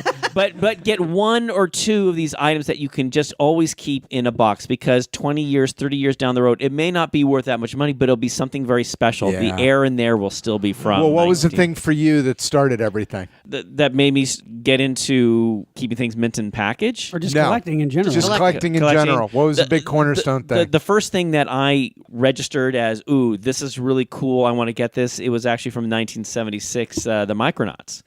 And Wow, the okay. commercial for Micronaut toys was really, really cool. The see-through plastic, or some of them were made out of die-cast metal. Ooh. And one of them was a character named Space Glider, where he's all die-cast metal, and he had this pack on the back where you press a button and his little green wings came up. Yeah, I remember that. So I remember I got a gift certificate, and He's a remember staple going on Santa Monica Boulevard. I remember every, going to every Halloween. I remember going to at that time Mervyn's actually had a section of toys. Wow. And I went and I picked up the Space Glider. Now the funny thing is, I opened that package up, I played with him, and I loved him, but within the past 20 years, I did get one that is still mint in package. So I have mine that I played with in 1976, That's and cool. another one Nice. that was from 1976, still sealed, and it has air from 1976 still in that. Still percolating. Okay. There we go, James. Okay. Well, for me, it was soundtrack albums. Jaws, Star Wars, that double album. The seminal period in the mid '70s when all these amazing composers were churning out these, the Omen. And you would just go you could like go to Tower Records and go through the soundtrack section and just like buy this stuff, right? yeah. Although when I Like- was growing up, there wasn't a Tower. There were other record stores, Right. King Carol, and the sense of discovery was just amazing. And Alien, all these incredible composers coming up with these incredible scores. yeah, that's For true. me, that was it. Wow. Cool. I was a big fan. And now there's a bunch of toys that we've all talked about, like Major Matt Mason. Yeah. I loved Yeah. all that stuff. Yeah. And the color forms, Color forms Outer aliens, Spacemen yeah. were great. But I really loved, there was a series of robots. They were plastic yes. robots that were motorized, and they were called the Zeroids. Yep. And there were a series. There was the initial run. There were 3 of them, and they were 3 different styles. But they had a real nice kind of Art Deco They did. look to them. Yeah. The only problem was they were very fragile. It was Yeah. plastic. I mean, Right. you looked at them too hard, and they would fall. It was a hard. It was a hard plastic. It was a hard plastic, but like if you were too rough with them at all, they would break. If it fell off a shelf, a piece Done. could would crack. yeah. And so, of course, as a kid, I'm playing with them, and they all ended up destroyed. Wow. And so, what was nice, it's the beautiful thing about collecting toys when you're an adult, and eBay, Yeah. is I was able to have the luck of getting those robots, the ones that I had, complete. Now. And so I have those now. They all run. And what was great is I got a couple of them that didn't work. And then I would get another bunch of parts from eBay And what I would do is I would refurbish them. I'd take them all apart and put in all the right pieces. If there was a chipped piece, on the head of one of them, I would find another piece and I would take apart the head and put in the new piece. Like an auto mechanic. Exactly. restorer. Yeah. And it also added a sense of pride that I was able to, bring these toys back to life. And in fact, one of them was donated to me by friend of the show and amazing comic Jake Johansson. He gave me his childhood Zeroid. Wow. What? Yes. And it didn't work. And I found some pieces, got the engine running again. That's It's awesome. Perfectly fine. Yeah. So I really love the Zeroids, and that's another one that you should look up because just design alone. Yeah. They're beautiful. Very cool. Wow. All right. John, did you mention your Same thing. Aurora, the model stuff. Yeah. Did you My get- neighbor, I remember the Dracula one where you open the crypt up, he'd go. Oh, those are the Haunted different. Mansion. That's the Haunted Mansion Haunted ones. Mansion. I love those. Those, are awesome. what drove me crazy was I could never quite paint them well enough. My neighbors, the Raymonacks, did them The Raymonacks. beautifully. David and Donald. What they were using was toothpicks that they were dipping in the paint and doing it. Wow, they just- were advanced. and it made all the difference Yes. in the world. Right. Yeah, you got to take your time. Yeah. I know. Yeah. I was a little impatient with the painting. I tried. Yeah. I tried. Did a pretty decent job, but sometimes you just wanted them. He's really good now, though. You're really good at the painting. Your green slime that you did. I did. Yeah, You in did my- a in my green adult slime life, garage yeah, kit. Yeah, It's that's wonderful. one of the few I've done ever, like in my adult years. And that one I decided, look, I'm gonna go Wow. all out for green slime. Yes. All right, James, go All ahead. right. All right. Bring us home, buddy. Bring it on home. Okay. Come on. No, don't look at it. I don't 'cause want to pick another one of mine. Is Well, the thing. then just Well, if you If do, you pick just, one, then just put it back in. What monster would I be? Hey. Oh, I think I know. Okay. That's interesting, though. All right. Do you know? Do you know I have to offhand? give some thought to that. What's the context? Well, no context. Any kind of I'm monster? gonna. It could be. I'm- It could be. It could be the one that you think would be the most fun to be, Okay. or the one that would be the most doable in a real life scenario. Oh. Wow. Well, I was gonna if I was feeling large and destructive, I'd say I want to be Godzilla. Okay, Yeah. hands down. But there Godzilla are times has- when I want to be alone and maybe have a lagoon all to my own, and I would want to be the creature. And it's kind of a lonely existence. Well, that's my question, which is that these are monsters that we love, but actually being them, that's a What's their- tragic what's their life. lives like? You know what? Nature. Like I Frankenstein hunted. monster, no. right. I mean, you're only Godzilla hunted- was loved. Well, no, towards I the mean- end, kinda. Yeah, he became. but he became Hey. the savior of mankind Hey, later on. let's not turn this into a big long thing. Okay, I just gave you two monsters. Oh, wow. Whoa. All right. No, okay. Okay. God, I gotta give some thought. I don't know. Wait, I don't Well, know. growing up as a kid, one of my favorite monsters was the Wolfman. Yeah. Because I always liked the idea that there was two sides. One is human, and especially when you're kind of bullied as a kid, the idea that you can then become this monster who then goes berserk on his enemies, but then comes back to be a human being, and you're kind of off the hook. It's a hey, well, it's a curse. Eat a I'm bad- cursed. eat a bad Was it night. me? Hey, relax. I'm cursed. Blame the wolf. But then, like, the other side of that is, and this is going to a dark place, but the idea of Dr. Jekyll and Mr. Hyde. Oh, Because the okay. the Yeah. idea that you can go like, okay, I'm a nice guy, but sometimes I just want to, I want to go to hit the bars and let's get a little wild. I'd rather not look like a troglodyte. That would be Yeah. You want to be 8 feet tall, Yeah, eat X? Yeah, it depends on which version of Sure. Dr. Jekyll and Mr. Hyde we're Sure. talking about. What But if, what if it was Dr. Jekyll and Sister Hyde? What about that? I think that's the one. Wow. Imagine that. Like, Wow. I don't have to get on the internet. I'll just take my potion. Oh, look at these tits. All right. All right, James, you here know we go. what? Smog monster, Hedera. Because He'd be the smog he monster? just doesn't. Well, this is wish fulfillment. Okay, he doesn't give a shit. He's like he's smog. He's pollution. He is shit, really. He is shit. So- Yeah, He's it's like- unhealthy. He's look at me. But for what's God's sake. healthy? It's like, yeah, I mean, For the smog monster, unhealthy is healthy. right. Plus, he, and he can swim. He can fly. we can transform. Yeah. He can into- yeah. transform. And again, there's no he doesn't give a shit. He doesn't care. I like that. There's something about that appeals to me. So there you go. And he's not really evil, is he? No, Yeah, He's he's just a smart. byproduct of Right. He's evil. He's evolution gone bad. Yeah. and I rest my case. All right. Evil. I think I would have to Matter? say. Oh, no, I'm sorry. I would think I have to say Count Dracula, the Christopher Lee version. Oh, Wow. Because that version, he just had so much power, and he had, he got the hammer babes all the time, and it was just he was a very powerful force, and he just kind of went and swing his dick around, just did anything he wanted. Like he was just and Whoa. I mean, yeah, he was. This just, is, yeah. this is a side of Sheridan I haven't He was seen. a formidable. He was like a very formidable Count Dracula. I mean, very different from Bela Lugosi. He got the chicks. He did everything. Yeah. Oh, wow. In the later sequels, he can try to control the world, and he was like, Yeah, he's a layered Dracula. yeah. I wonder what Dr. Tom would say about that. Well, we'll have him back, and we'll fix you, Sheridan. Yeah. So, Well, John, bring us on, buddy. I go with you. I would love to be a Dracula. I don't care which one, as long as I'm not George Hamilton. The reason being, I would like to see how crazy I would get. I see. Because you look how Right. fucked up you are now. Add 400 years to it. right. Yeah. Wow. You would be nuts. Right, Yeah, right. or it'd be like, I just want to sit down. Look, you're gonna be my vampire bride, and then we're gonna watch all of Breaking Bad again. You turn into like a weird Hugh Hefner. Yeah. Yeah, you girls do whatever you want. I'm going to be back here. Yeah, when you're done sucking that guy's blood, let's watch The Wire. Wow.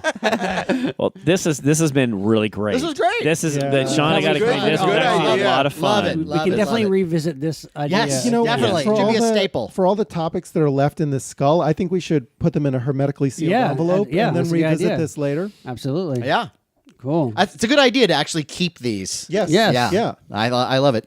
All right. Well, All right. now what? Well, I just want to thank John Yeah, so much for John. being Oh, with thanks. us. And it's always a thrill to have you. Is there anything that you're working on or something that we can look forward to in the next months or year? Or, I think May 4th, we're doing a MATTA Napkin art show. That's right. You're Oh, Mr. yeah. Napkin Tell us Man. about the MATTA Napkin. Yeah, Explain the whole concept of the MATTA napkin doing to that. the people that Yes, don't I've know. been doing it every day for 5 years now. And what do you do? It's a daily one-panel cartoon on a napkin. So we ended up getting, I ended up doing it, and then we ended up getting some mentions in Fast Company, Boing Boing, Laughing Squid. I started getting a lot of stuff. Then we did a book last year that did really, really well. Nice. Because nobody buys books anymore. That's why you just only have to sell a couple to do really well. And I got very lucky with this Hamilton Selway gallery. David Galgano is one of the big cheeses over there, saw my work, and we're going to do an art show of, I think, 120 of them. Ooh. Nice. Framed, ready to go. And so May 4th is tentative the date that we're doing it. Well, is there a website or something that we could look into? Well, we're or- getting it. We're just doing all the final stuff of all the advertising stuff and locking in the dates and stuff. So I'm hoping that it's going to be locked down by the end of this week. Okay, great. But so far, yeah, we're doing definitely 120 because I don't think most people believe that I really draw on napkins. Yeah.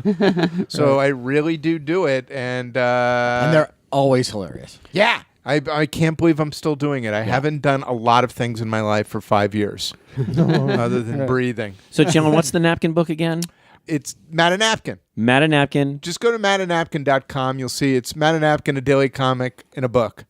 That's what it's called. It's Do a you very just simple pick book. up different napkins in places, or is it always the same type of napkin? Like if you go to Taco Bell, do you Oh, figure out grab like everything. The only rule I've brown ever had one for and then- myself was never pay for napkins. So I take them from places. Or if I have my wife, Rose, we once went into the Cheesecake Factory and I was just, and again, I'm always too big of a pussy to do it. And I go, Rose, go get me a big stack. She got me the stack of about 6 inches. The manager, hey, what are you doing? Rose put it up to her neck and went, I'm bleeding. And walked away. that What's the is guy going to brilliant. say? Poor woman's great. bleeding on her neck. So yeah, been doing it every day, and Rose goes through every single one. So as you guys know from writing and stuff, to get one good one, I usually have to come up with like 10 of them. So Sure. I think I've Right. done 1,345. I think I'm up to now, or some Wow. crazy Pretty number awesome. like And speaking that. of Cheesecake Factory, Yeah. your wife Rose, Yeah, she does some stuff. she's a lovely lady. Yeah, you might see her. She's on the Gilmore Girls. This Thanksgiving was really big for her, and yeah, she does a lot of stuff now. So And if I could plug something that we both worked on, yeah, available on Blu-ray right now is the entire series of Beware the Batman. yes. Beware the And Batman. John Matta and myself wrote 2 episodes. We did Nice. the Pig and Toad ones, the Grant Yeah. Morrison ones. Yeah, Cool. and they're quite good, if I Yes. do say so myself. As we were talking before, I don't think people gave the show a chance up front, and I think that's often with nerd culture. They automatically hate something right away, and then give it a week, and they go, "It's pretty good," and then 2 weeks from now, "Oh, dude, you got to watch this. It's fantastic." Yeah, and now that it's off the air, there's so many good. Yeah, and they comments kind of about it. buried it when it came on, and we were both very lucky where the reviews of ours, and again, Mark Banker, who hired us, and his boss were the guys who broke the big stories and stuff, and they did a lot of the heavy stuff. We got to do all the fun stuff. Yeah, but they were really lovely to bring us in and give us these 2 fun episodes with Pig and Toad, who are like Two level big fancy guys. fancy guys. Yeah, like insane fops. Yeah. And we got to see Andrea Romano. Udo Kier. Yeah, we got to In- watch her Awesome. direct. Yeah. In the recording studio, Oh, we that's got awesome. to see Udo Kier Wow. reading our lines. That's fantastic. It was pretty ridiculous. Yeah, Like really it great. was the stuff that you as a kid, and I'm sure that's the kind of adults we want to be. If someone told you as a kid, you know you're going to write a Batman, and as a kid you'd go, "Get the fuck out of here." Yeah. Right, And right. you would say to you as a kid, "Why are you saying fuck?" So it was one of those weird dreams come true. Yeah, it and was- that's why I love your podcast so much, is you guys have become the adults I feel that you dreamed you would be as a kid. And you guys stuck to your Yeah. guns. Yeah. And I don't Yeah. I think most of us, our kids would look at each other and go, "You could eat some less bread, huh?" But other than that, we've stayed right on course of We're what true- we should be. We're true to our nerdism. Yeah. Yeah. We're just, yeah. That's as I said. That's why I listen to you guys all the time, and it's just great to be here. Thank you. Thank you. Thank you. Thank you. Thank you. And thank you so much for being with us. Our pleasure. Time for a listener shout out. Shout out! Who do we got today? This goes out to Cody Scheibe from Austin, Texas. Cody Scheibe.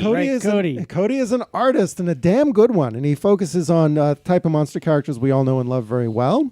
Okay. For example, He just did a piece from The Thing, Nice. Nice. which is awesome. You got to check it out. He's got a website, CodyScheibe.com. That's CodySchibi.com. So check that out. we will. His quote is, "I feel the need to draw strange things that may or may not make people feel strange."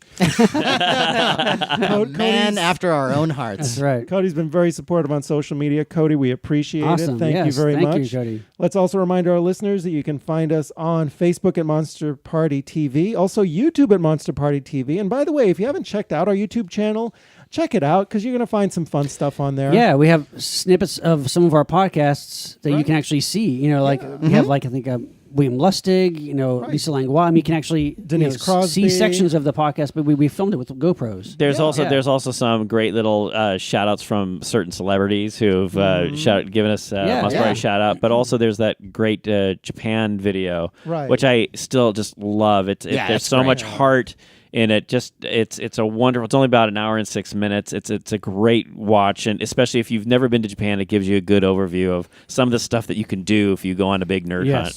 hunt. Yeah, and for the ladies out there, if you've ever been attracted to like an oiled man, you should check out some of our early Monster Party videos. It's not oil; it's our own perspiration in James' sweaty apartment. The early incarnation of Monster Yeah, Party, where which it's the was 4 of us sweating to death. in a small room. Yeah, a half hour at a time. We have come so far. We have come we have. a very long way, but the one thing we still are is eye candy. Well, then on Twitter, at Monster Party HQ, and Instagram, also Monster Party HQ. We are now on also Google Play Music for those of you with Androids. And if you're listening to us on iTunes, please take a moment, write a review. We would love to hear from you. Also, a reminder that you can get the official Monster Party cap on our eBay store, which is Monster Party Store, easy to remember. Great cap. Quality. That's it. Good stuff. On that note, I am Matt Weinhold. I'm Shawn Sheridan. I'm Larry Stroth. And I'm James Gonis. Keep America strong. Get out there, come up with your own topic, and send it to us, because then you might be part of the topic free-for-all. Too much?